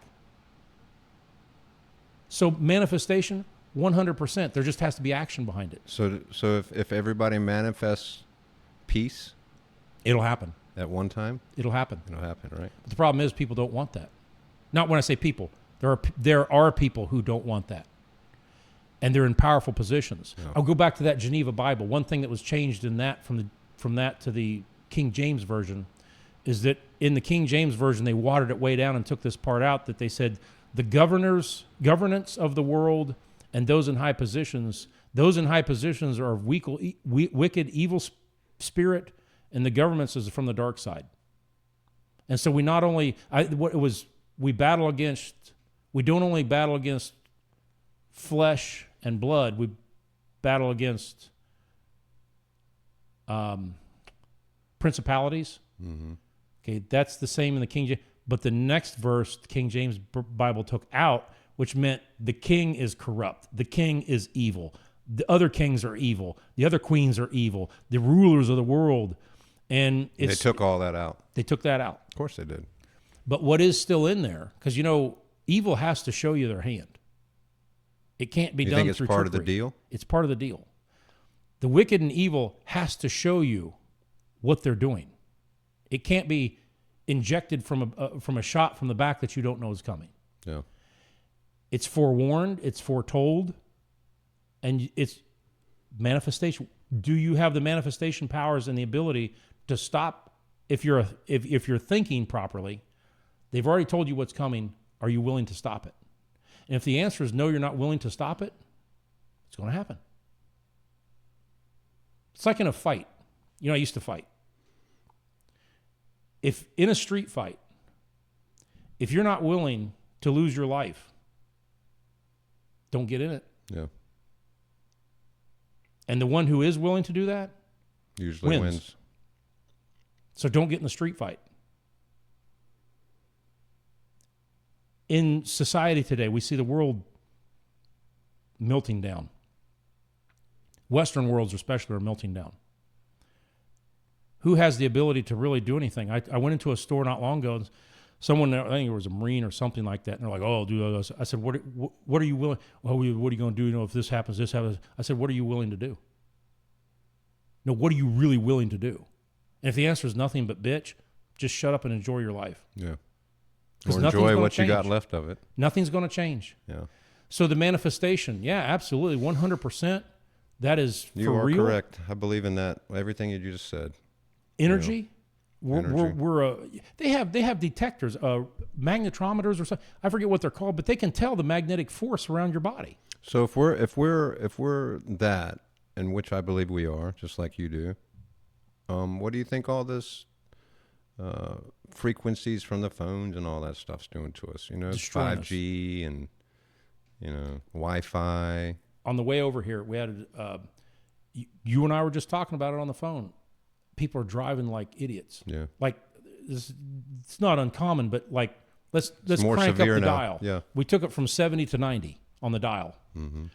Riding down the road, everybody's watching a movie while they're driving, or what? It's like you're putting everybody at risk. You're willing to risk your own life and others' lives so you can watch this clip, or you can text your boyfriend, girlfriend, or your friend, or whatever. You're willing to risk life because, to me, not that I advocate drunk driving, but I think a drunk driver is probably more alert than a person that's texting. That's a good analogy. Because the drunk driver is trying to focus. Not that I advocate it. They're trying to focus. The texter, or at least they're trying to focus on that middle one. Yeah, but the one vision. Yeah. But the texter is not even looking at the road. They're like this, driving with their knee and doing this. They may see the top peripheral vision. Yeah. But if there's someone that walks across the road, they'll never catch it. And so that text was worth that person's life to them. That's a narcissist. That's a bad. That's not a good person. Yeah. You're putting your fun time over, and if it's something super important, pull over. That's one of those things that I think should be fined pretty heavily. You see it so common now, but you also see that the law enforcement is not enforcing that like they used to. Like they used to at the beginning. We have a 2-tiered law enforcement anymore. And it's called anarcho-tyranny. I don't know if we talked about that before. I don't think so, but I know what you're talking about. Yeah. It's where they focus on one thing and completely ignore something else. Mm-hmm. But it's still law, and they can still... Nigel Farage said this, I think, just recently. I met him over at the EU. But he said this. It's funny, you can go to prison for putting something on the internet about someone who's a pedophile in England. Someone who's a pedophile, you can go to prison for putting on the internet, this person did this or this person, but the pedophile won't go to prison. The person who committed an awful crime won't go to prison, but the person who remarks on it online goes to prison. Anybody in England right now, they said in the United States, if you post something about all the crap that's going on over there in the streets, which it's bad. Yeah. It's really bad. I've been over there. When I was at the EU, was in the north of England, there was places I didn't go. I did go, but we shouldn't have went. Yeah. And it's so bad, but if you remarked on it, you were put in prison immediately just by saying something. But the people committing crimes, the ones grooming children, we're going to look the other way. Well, that shows you right there. It's a 2-tiered system. That the people that are in control are the ones that are guilty of that crime. Or crimes, If you want to go down the rabbit hole on that one, why is it that they're singling out a certain group of people to put them all in prison and to shut them up? If you want to know who the ruler of your country is, Voltaire. Is it Voltaire?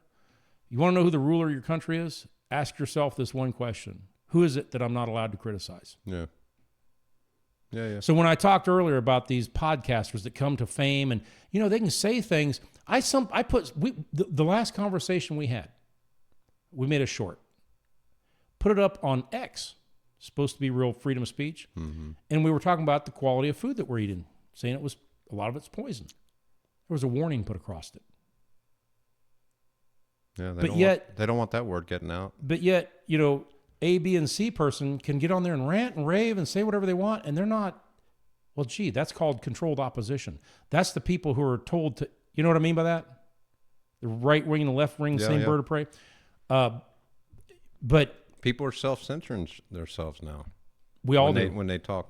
We all do. They all just say, well, wait a minute, can I say that? Or we kind of just did right here when we were sitting there trying to figure out what we call little people. Instead of just saying, well, I think this way, not mean anything harmful by it or good about it, bad about it. You sit there and you think, oh, is this proper to say or not? At that point, when you have to do this to yourself, you're in a tyrannical state. You're in a tyrannical state when you're not allowed to speak freely. It's the number one marker that has always existed around the world. And where are we at?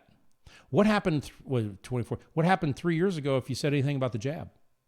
You lose your job. Yep. You lose all your friends. Your family don't talk to you no more. All this stuff. And was it real? No. But they made the conditions proper. So that is tyranny in its purest form. When you self-censor yourself, you put a really good point on that. What about so if this isn't real, when it can't, of course we think the same, but what a better way to really clean out people than actually having a real one afterwards? Because everybody's, oh, well, I'm not going to believe the next one. Kind of like when meteorologists keep saying that all these storms, they're hurricane, and we are having a real one right now in Florida, which, and I do feel for those people heavily. But here, the last 2 or 3, we're going to get 60-mile-an-hour winds. Not major, nothing major. What was there like? Nothing. Nothing. It was like maybe even 5 miles an hour. And I mean, almost nothing. Why was it that they were able to predict weather better 30 years ago than today? No, the groundhogs got it figured out. You watch animals. The odds are better on the groundhog than it is the weatherman. You watch animals, birds, how they behave before a storm. It'll tell you almost how severe that storm's going to be because they'll split. Yeah. And they get very nervous. But propaganda, hype, all this, they need attention. But when the real one comes, you've said it so much that the people go, it's just another one of them things. Yep. The boy that cried wolf. There's a very big danger in that type of propaganda. Or do you think do you think what might be next is the people that's taking the jab in a mass die off, and then they blame it on another? What they're going to do, what I see them doing, they're going to blame the people that didn't get it for the ones that took the shot and died from it. See, it's them unvaxxed that did this to you. They didn't do it. And when I say unvaccinated, I don't mean the polio and all that we had as kids. We're talking about the same one. They've got to spin in a narrative. We're not in reality no more in this. We're in a narrative spin. And when you talk about a matrix or a simulation, even if you don't go as deep as saying we are actually in a simulation, we're 100% in a simulation because the news and the media, the mainstream media, and even the big podcasts now are feeding you what they want you, the narrative that you're supposed to think. So that in itself is a simulation. You're not taking truth anymore. You're not sitting there deciphering, this doesn't make sense. They said it must be true. Well, therefore, you're in a matrix. Mm-hmm. You got to back up and go, does this feel right or does this not feel right? That's right. And when people do that, now you're getting back closer to that energy, the pineal gland transmitting, receiving, and that's been calcified in a lot of people. Yeah. Oh, so there was a report that just came out today that the CDC actually admits that fluoride is bad for it's got neurotoxins in it, and it's bad for kids. I was just reading it right before I got here. They actually admitted it. Yeah, fluoride's a big deal. Mm-hmm. They've been dumping it. Hell, on the bags. Fluoride was a byproduct of something, wasn't it? Yeah, it's a byproduct. Yeah. And it was poison. But we need a little bit of it in our system. It's kind of like salt. Mm-hmm. we have to have a little salt. We have to have salt in our diet, okay? But if you were, I think it's a quarter cup or a third of a cup of salt. If you was just to be able to eat a quarter or a third of a cup of salt, it can kill you. So you need a little bit, but too much is toxic and poison. Fluoride's the same way. We need a little bit, but that usually comes from natural sources, groundwater itself. On the bag where they put it in at the water treatment plants and all that, there's a skull and crossbones on it. Poison. So if you're saying manifestation is correct and it does work,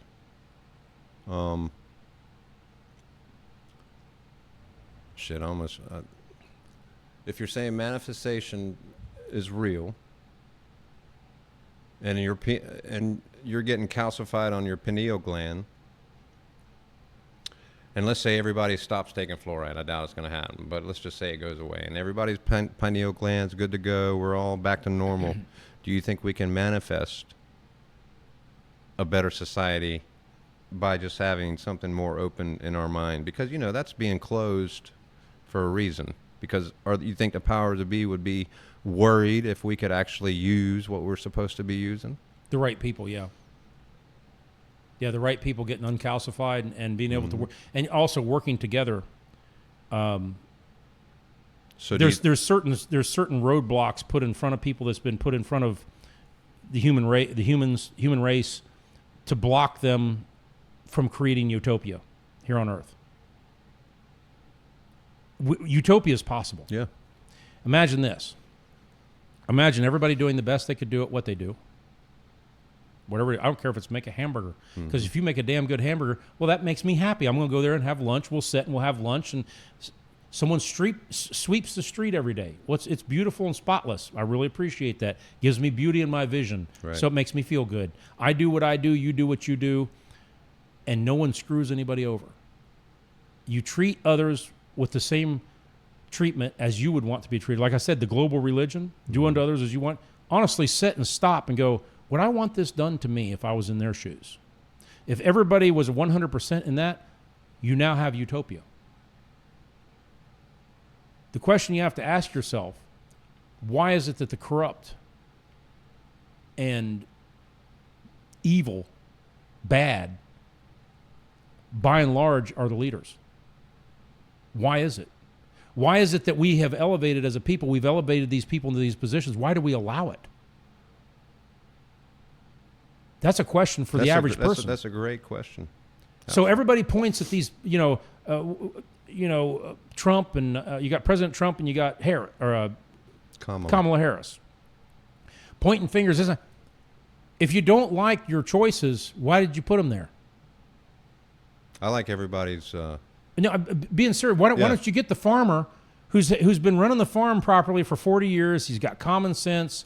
He's down to earth. He knows he has to maintenance his equipment. He has to do this. He's built something. He's built something himself. Yeah. It hasn't been a political. Why not get that person to run the show? Why? Because he will knock out all this corruption. He'll say, we don't need that middleman over there. Mm-hmm. What does he do anyway? He makes millions of dollars a year for doing what? Transferring a piece of paper? We don't need that anymore. We'll take that million and we'll create new farm equipment. We'll create new this. We'll create new that. Yeah. Well, now the farm equipment, now you got a new factory being built and people are going to work. They can't have that. They don't control that. The freedom thing that United States was a huge experiment. It's the first time in mass that people have been relatively free. I won't say 100%, but relatively free. That's coming to an end. Yeah, we were sold out, don't you think? Absolutely. By our own people. Yep. But there used to be a thing called treason. And treason it's the most serious crime on earth. It's higher than murder. Because it's so dangerous because it comes from the inside. You're sold out. It's like if in your marriage your spouse sells you out, it's more dangerous than the outside because you kind of looked for it on the outside. You didn't expect it happening inside. And it creates a chaos inside that can never be dealt with. And utter destruction. Therefore, you have overlords then. So we can have utopia. It is possible. All these people saying bullshit, oh, it's not possible to have utopia. It absolutely is. Take greed out of the equation. Take greed out of there. Everybody does the best at what they ever do. I don't care what it is. seamstress, I don't care. Whatever you do the best. Make it beautiful. Make it. And when you're talking about the uncalcified pineal gland, have you ever been to Europe? No. I mean, I flew through it. But. Do yourself a favor. Go there. Go into like southern France, Germany, Switzerland, Austria. Do you think Switzerland is close to Utopia? I think it's about it's about as close in a corrupt world as you're going to get, because they still have the cheese. When I was there, they had the cheesemaker, the baker, the people thatched from little age to old. Is Switzerland corrupt though? Because you always hear about it's corrupt Swiss bank accounts. Yeah, that's what I said. Shit, they're I mean, they have crap loads of money, so money covers up problems too. So that's not really utopia, I guess. I've seen families, and when I say wealthy anymore, if you make $1 million, $2 million a year, that's not considered wealthy. No. You're doing very well, but when you compare it to Elon Musk wealth, or not even the Rothschilds, but that type of wealth, it's not, but it is wealthy. Yeah. I've seen so many dysfunctional families that make $1 million, $2 million a year. The difference between them and the ones that live in the trailer park that's all screwed up, all it is money. Money covers it up. Little Johnny or little Sally does something wrong, they're able to buy a good attorney or buy the judge, buy something off, pay for it. They've wrecked the car. They just get a new one, this and that. Instead of the person that lives out in the trailer park, they've lost their car. Yeah. Now they got to walk. Yeah. They just get a new one. So they appear to be successful, but money's just covering it up. Money's covering it. That's right. If you took their money away, they'd probably be in worse shape than the people who's had to fight and struggle all their life, because they wouldn't know how to do it. They wouldn't know how to do it. No. So, but you go to Europe. Look at the cathedrals. Look at the villages that were built. Look at the art that was produced. Look at the music that was produced. Look at the symphonies and the waltzes from Austria. Look at the cathedral. The cathedrals are like mind blowing. We don't have the skill to build one today. Think of that. Yeah. We're supposed to be advanced, but we don't have the skill to build one. There's no steel in them. They've been standing for 700 years, haven't moved a millimeter, and you can't put another finial or a carving on them. It's all hand carved too, right? So, yes. Yeah. Perfection. I go to the what's the Biltmore House up in North Carolina. Mm-hmm. It's the biggest house in the United States, I think. People are, ooh, ah. I go in there now after going to Europe and spending time over there working in there, and I go and I look for like joinery, like where the wood comes together, carvings and all that. That house is like Walmart. The Biltmore is like a Walmart compared to a palace over there. You can't find a joint. You don't see them. Carvings, the Biltmore is impressive from a distance, but as you get closer and closer and closer and start to look at the workmanship, and this was 700 years ago, and it's still standing. It hasn't moved a millimeter, and there's no steel. It's all carved stone. We were craftsmanship. Crazy craftsmanship then. So you were getting close to that. Now what you needed is what we did here. So the founding fathers come over here and they go, what corrupted Europe? Money. The printers of money. The Rothschilds. They created a fractional reserve system. Mm-hmm. So the people who came here knew that. That's why they were dead set against anybody printing money here. The government prints the money. No individual outside here prints the money. Well, then we ended up with the Federal Reserve anyway. Federal Reserve is not federal. No, neither does it have any reserve. Yeah. So, but, and I had the right to go down to Jekyll Island from the management at the inn where it was. Yeah, I was going to go down there, and Heather and I was going to go down like 7 years ago and do a piece there. Uh-huh. I just never went, never made it. But I wish I would have. Can you still go? I don't know. I haven't asked. But how big is that island? It's fairly big, and you know what? People still meet there. Elite still meet there. Really? Yeah. Right before an election, right before a campaign, they'll have like 30 or 40 private jets flying there, and they meet and discuss. And this is around New York, right? No, it's Georgia. Georgia. That's right. It's in Georgia. What's in New York? That island that they test stuff off of Long Island. Oh, I know. There's an island. It used to be kind of a secret. There was military stuff. Yeah, I heard about that. But you to Europe. So they came here. They're like, and good luck rounding up a handful of what you'd call extremely wealthy business people today that says, you know what? because most all the founding fathers were going to be gifted kingdoms of their own, so they could tax their own people inside their regions, become very wealthy as long as they sent the king his portion. Name me 10 men that of any standing in business today that would say, yeah, you know what, screw you, come and get it. We're going to fight for freedom. In fact, I'll probably end up in prison or hung when I could have been a multi-billionaire. Yeah. And so you had men of character. And of course, they villainize them today. But they were men of character. They were the only people. They stood up and said no to the money and wealth and fame and all this stuff, and yes to freedom. No. And to me, we go back to religion or spirituality when they talk about the rights that were given to the people of the United States. And I think this was so brilliant, just from a legal standpoint. Your rights are guaranteed and are, what is the word? Alienable. We've been going a long time. Heather, what is the? Inalienable. Inalienable rights given to you by your creator. Not the government, by your creator. What's the significance of that? Well, they're religious. No. There's a significance there, because no one can come between you and God. If God gives you certain rights, no government can be formed to take that away. It's not, man didn't give it to you, God did. So when God gave you these rights to freedom, no one can come and take them. Well, they're being taken now. But why is that? Because we don't have the guts to stand up against it. We've gotten too used to the trinkets. Well, they put it in the food. Well, but people's gotten too used to trinkets in an easy life. Yeah, that too. But they've also put it in food to where the man you can is no dumb longer people a down man. with drugs. You know. Yeah, but still, we take. They call them soy boys or whatever. Yeah. Or, you know well, this has been such a elegantly laid out plan for many, many years. I remember when I was a kid. Well, the big thing was they was telling European societies, don't have more than one kid, because you're going to overpopulate the earth and we're going to run out of all this shit. We're going to run out of food, water, fuel. All that was back in the 70s. They didn't do it anywhere else. Just here. Just Europe. That was it. Japan. Don't have but one kid. In fact, they were fueling it on other places. Right?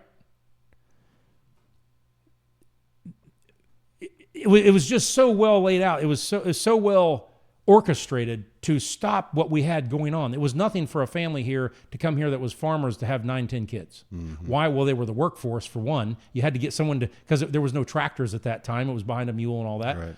But they told people not to discipline their children. Dr. Spock. And it wasn't Leonard Nimoy either. It was Dr. Don't discipline your children. If they ask for something, give it to them. I don't care if it's a candy bar instead of dinner, give it to them. So it was destruction of the family unit. And you talk about like the divorce spiked, right? By and large, who gets the kids? The mother. Always. I mean, you have to be a pretty bad mother. You got to be an axe murderer and prove it for the man to get the kids. Or unless the mother just says, no, you can have the baby. And then they want to go on. So all these things, and I talked earlier with someone else, and I forgot to finish it, about when I was 6.5, 7, we started picking fruit for big farms. And I wasn't the only kid. It was like 200 to 400 kids. We work at 5 a.m. till 1. And it would get so hot that the berries would get mushy, you had to stop, so you start early. Yeah. The West is different than the East because it's cool in the morning, and then it gets hot and then cool again. So you have to stop at a certain time. None of the kids ever bitch. We didn't bitch about it. We got our money to buy some clothes. You get your money to buy a toy. I bought a Daisy 880 BB gun, which then I make money from the farmers because you could shoot gophers because, so I made $1 a head per gopher and those type of things. But you're being taught to be industrialists at an early age and working as a community unit. And a lady named Sharon Cornish, who was always fighting the system, she said they're going to bring in laws against child labor, and they're going to do damned if TV shows, movies, and all this stuff didn't start coming in about how children are just so abused. And did that happen? Absolutely it did. But it also didn't happen in other places, and it was good for society. So, and this was her thought, and she was dead on, spot on. She said they're going to bring in child labor laws, and all at once they're going to bring in illegal immigrants. And damned if the town I was in didn't go from hardly any crime whatsoever and everything else, and kids working, the mother's out there with them, all a big family unit. When people today said, who's going to pick your fruit? We did it. I did it. I did it for 4 or 5 years till I was old enough to go get another job. Mm-hmm. And then another 5, 7, 8 year now did it. Oh, wasn't that awful? Hell no, it wasn't awful. It taught us responsibility. But she said they'll bring this in, and damned if that didn't happen. The churches were involved and everything. All at once, all these migrants show up like you're seeing in places of the world. Crime skyrocketed. We were out of job. We didn't have nothing to do. So, and then the kids started to not work, not have responsibility, stay at home, play video games. And today, you fast forward, has it gotten better or worse? It's gotten a hell of a lot worse because that unit, that communal unit that we all used to know, hey, and those berry fields got broken up. That communal unit got broke up. Mm-hmm. Okay, so they took it at that level. Then they started on the next level, which is the family unit. Got to break up the family unit. So you give people false empowerment and then take the power away from the head of the household, which was usually the man. And all at once, the family unit gets broken up. So who do you have to rely on in the end? Government. The government. Government becomes your family, and then government becomes your God. Mm-hmm. Like in communism. And it's exactly what this woman said. She used to go fight at the state level. She was called all kinds of names. She came from a very wealthy family. They were her family raised almonds in California. You know, if you ever get to go to California, there was a place, I don't know if it still exists because I haven't been out there for 5 years.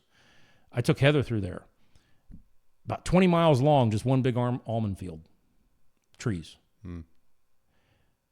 So she came from a well-bred family, but knowing this stuff, there's a guy named Victor Davis Hansen, I think. He was a professor, but he grew up over in the valley. My mom's family was ranchers and this and that and doctors out there. They all warned of this stuff coming. And you start by breaking up communities. Then you go to breaking up the family. And they've done it. They've broke up the family unit. Oh, yeah.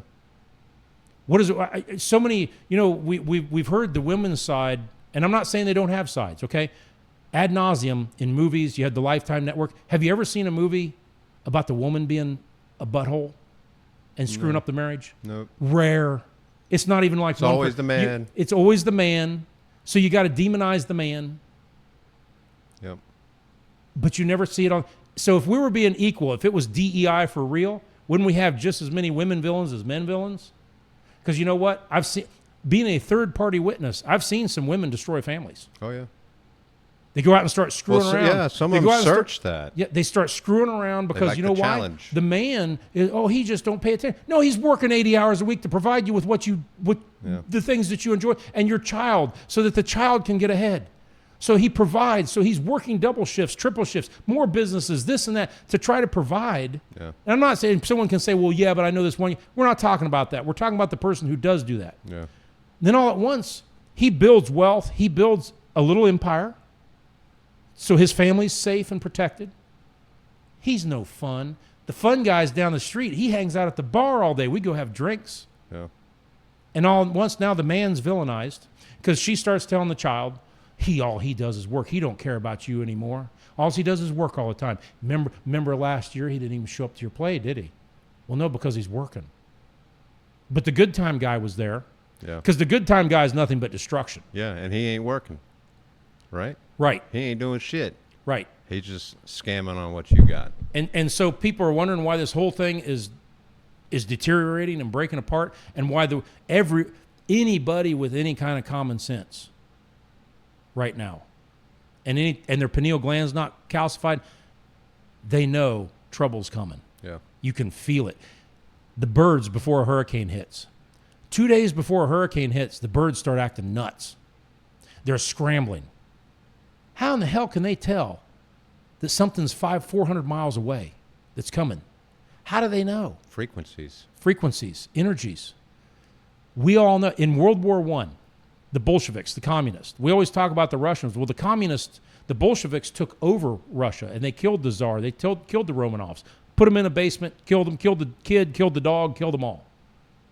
That was like European-type behavior, the Romanovs. Mm-hmm. Then the Bolsheviks, which were the communists, come in, right? So the communists go over to Austria and Hungary, and they're same shit you're seeing here on the street. The burnings, the lootings, the murder in the streets, the this, the that. Then all at once they executed Archduke Ferdinand. And she kicks off. So continue with the destruction. The minions and the communists put these what they call useful idiots into the streets. Let them do whatever they want. The law turned the other way. Right. They didn't see them. She kicks off. Everybody in Europe that was of common sense, which was a lot back then, before mass media had its turn to destroy the mind, they all knew something was coming. They could feel it. There isn't too many Americans that you cross today that are traditional Americans that aren't going, man, something's going to kick off. I can feel it. Yeah. I can just feel, and I don't mean kick off in a little way. I mean in a big way. We all feel it. Yep. That's that antenna. We're receiving the signals. It's like, this isn't good. What really sucks, it was all avoidable. It's still avoidable a little bit? You know what? Being a study of history, weird things happen at the last minute. We got a chance in November. We are an underdog type of country, you know. Well, that's the one good thing about America. Yeah. That we, and if I have a team of people, if I'm putting a team together, let's say I'm younger again, I'm going on a mission. I'll take scrappers over well-bred, educated people. That's right. I believe every day of the week and twice on Sunday, they used to say. Yeah. Why? I'll win. Because those scrappers have got grit. And I'm not talking about unintelligent scrappers. Intelligent scrappers will destroy the others because they have grit and they have determination and fight in them that the others do not have. That's America. Yeah. That's what we were. That's great, Jerry. You want to end it on that? Yeah, we're going to. You know what we're going to end it on? Manicotti? Manicotti, and guess what? So there's rumblings of all these earthquakes and stuff over in Italy, down in the region where like Mount Vesuvius area. Mm-hmm. Okay, the San Marzano tomato, which is a tomato in all its own, right? It's a very sweet tomato. I was able to successfully grow some hydroponically. Oh, shit. Yes. I think I'll show you a picture of it. Maybe I'll put a picture up of what we did. But it grows in the soil because the soil's all this volcanic ash, and it's so rich. And there was rumblings. It's like the woman that was sitting here saying, maybe I don't like food as much as you. So there's rumblings in Italy, right? There was like 36 volcanoes, not fully erupting, but spewing a little here and there, and like 100 and some earthquakes. And I'm like, oh, shit. This just happened, right? Yeah, this just happened like 2 weeks ago. Yeah, so I heard a crazy prediction that here soon, maybe, in the future, that all that area is going to be underwater. She's and Vesuvius is a super volcano, yes. Is it not? Yeah. It darkened the whole world for a while. But so I hear this, right? The foodie in me, oh shit! San Marzano tomatoes aren't going to be. I'm not going to be able to get them. So I rush to Costco and I buy $400 worth of cans of San Marzano tomatoes. And people are like, "What do you got a restaurant?" I was like, no. And I can't tell them because they're going to think I'm nuts. Like, no, shit's rumbling over there. What if this goes? This is my last chance to ever have San Marzano tomatoes. And so I'm like, I go and buy like, you get like a 3-pack for like $12 of certified San Marzano. Jeez. So I took a picture of them. And I got them stacked up on the other side of my bed. I took a picture and sent it to my daughter. And she goes, "What'd you get?" I said, "San Marzano." She said, and they're like stacks of them. And she's like, "What are you getting so many?" I said, "Well, they're dated till 27." But I said, if she blows, I said, I'm going to have San. And I feel horrible if it does blow for the people there. But like, I got to have them tomatoes. So I went and got cases of them just in case. You're funny, dude. But you know what? I'll eat them anyway. And we're getting ready to experience them. But once you have San Marzano tomatoes. Maybe not for chili. That's like America, a beefsteak or even Roma here. Once you have them, there's natural sugar content in them is so high. Oh my God! Once you eat those, pizza. I've been working to perfect my pizza for like 40 years. I think about 3 years ago I finally hit it. So. And you use those tomatoes? Yes. The San Marzano tomato, and then I get a mixture of cheese. How'd you find that? Would you just happen to be over there and try it or something? Or no, just being not only a chef but a foodie. I got you. I'm always searching for the best food. Yeah. To me, it's like I'm a hedonistic food person, right? I'm going after the ultimate experience in food. I'm visualizing you at Vesuvius picking a tomato. That's all. I would be one of them idiots trying to figure out a big cork to go up there and put into it. So it's like, save the tomatoes at all costs, save the tomato. Or we'd be over there digging it out, right? Yeah. And taking soil somewhere like that. You know what's funny is most all the vines for grapes in France are from California. Really? Yeah. Now, we can back up and see, it's wherever you place that stake in history. So France, when the United States, California is like, I always ask Heather, we say, what's the weather going to be, blah, blah, blah, blah. And on my phone, I've got Myrtle Beach weather, Santa Barbara weather, because that's where I always wanted to be. What's Santa Barbara weather? Oh, 72. Nope, it's 73 today. It's hot. What's the weather in Santa Barbara today? 72? Nope, 71. It's cold. It's 71 to 73. It's 72 every day. Okay? So they took the grapevines and took them to California, more in Northern California, because it will freeze a little bit, and the temperature's a little different, the soil's a little different. And this is in the 1800s. They planted them, some in Florida, some in different places. They planted them. The people in France got really pissed that they took them vines and brought them here, because that's their inheritance. Mm-hmm. It's their stuff. The champagne grapes and the Reims, that's theirs. By doing so and pissing them off, it saved them, because they had a blight come through and wipe out almost every vineyard. Oh. So they were able to take the vines that had been brought here And bring them back. and take them back and replant. So had they never came to America, all that would have been lost. That's where you go. Shit happens for a reason, Jerry. Yeah, shit happens for a reason. And so, but I'd be over there. I'd be digging up. I would be getting the seeds. I'd be getting the soil. I'd be trying to find where these will grow somewhere else. These type of things that, if it makes me that happy, it's making other people that happy. This is the true wealth of life. It's not money. It's those tomatoes. So, the average person, they don't have much, right? I mean, but they do have their taste. Yes. And that is priceless, man. You can't put a price tag on that. There's no price. We used to every town had a small bakery, cheesemaker, butchers, but they all had small bakeries. What was the bakery? It was a place, even if you don't make much money as a parent, you can take your kid and get a cookie, a croissant, a Danish, something, a treat. And they smiled. Yes. They were happy. Yes. Today, After people a have more shitty money than they've ever day, had, and they're not happy. But we've lost all these little things. Going back to the person who makes croissant, make it the best you can. I don't give a damn. Make it the best you can. If everybody on earth did the best they could do, whatever they did, and they all treat each other with respect, boom, you have utopia. Just if people would just have a little more pride in what they do. Mm-hmm. A lot more. And stood by their moral compass. Years ago, and I would fight the churches when they kept saying, pride is this.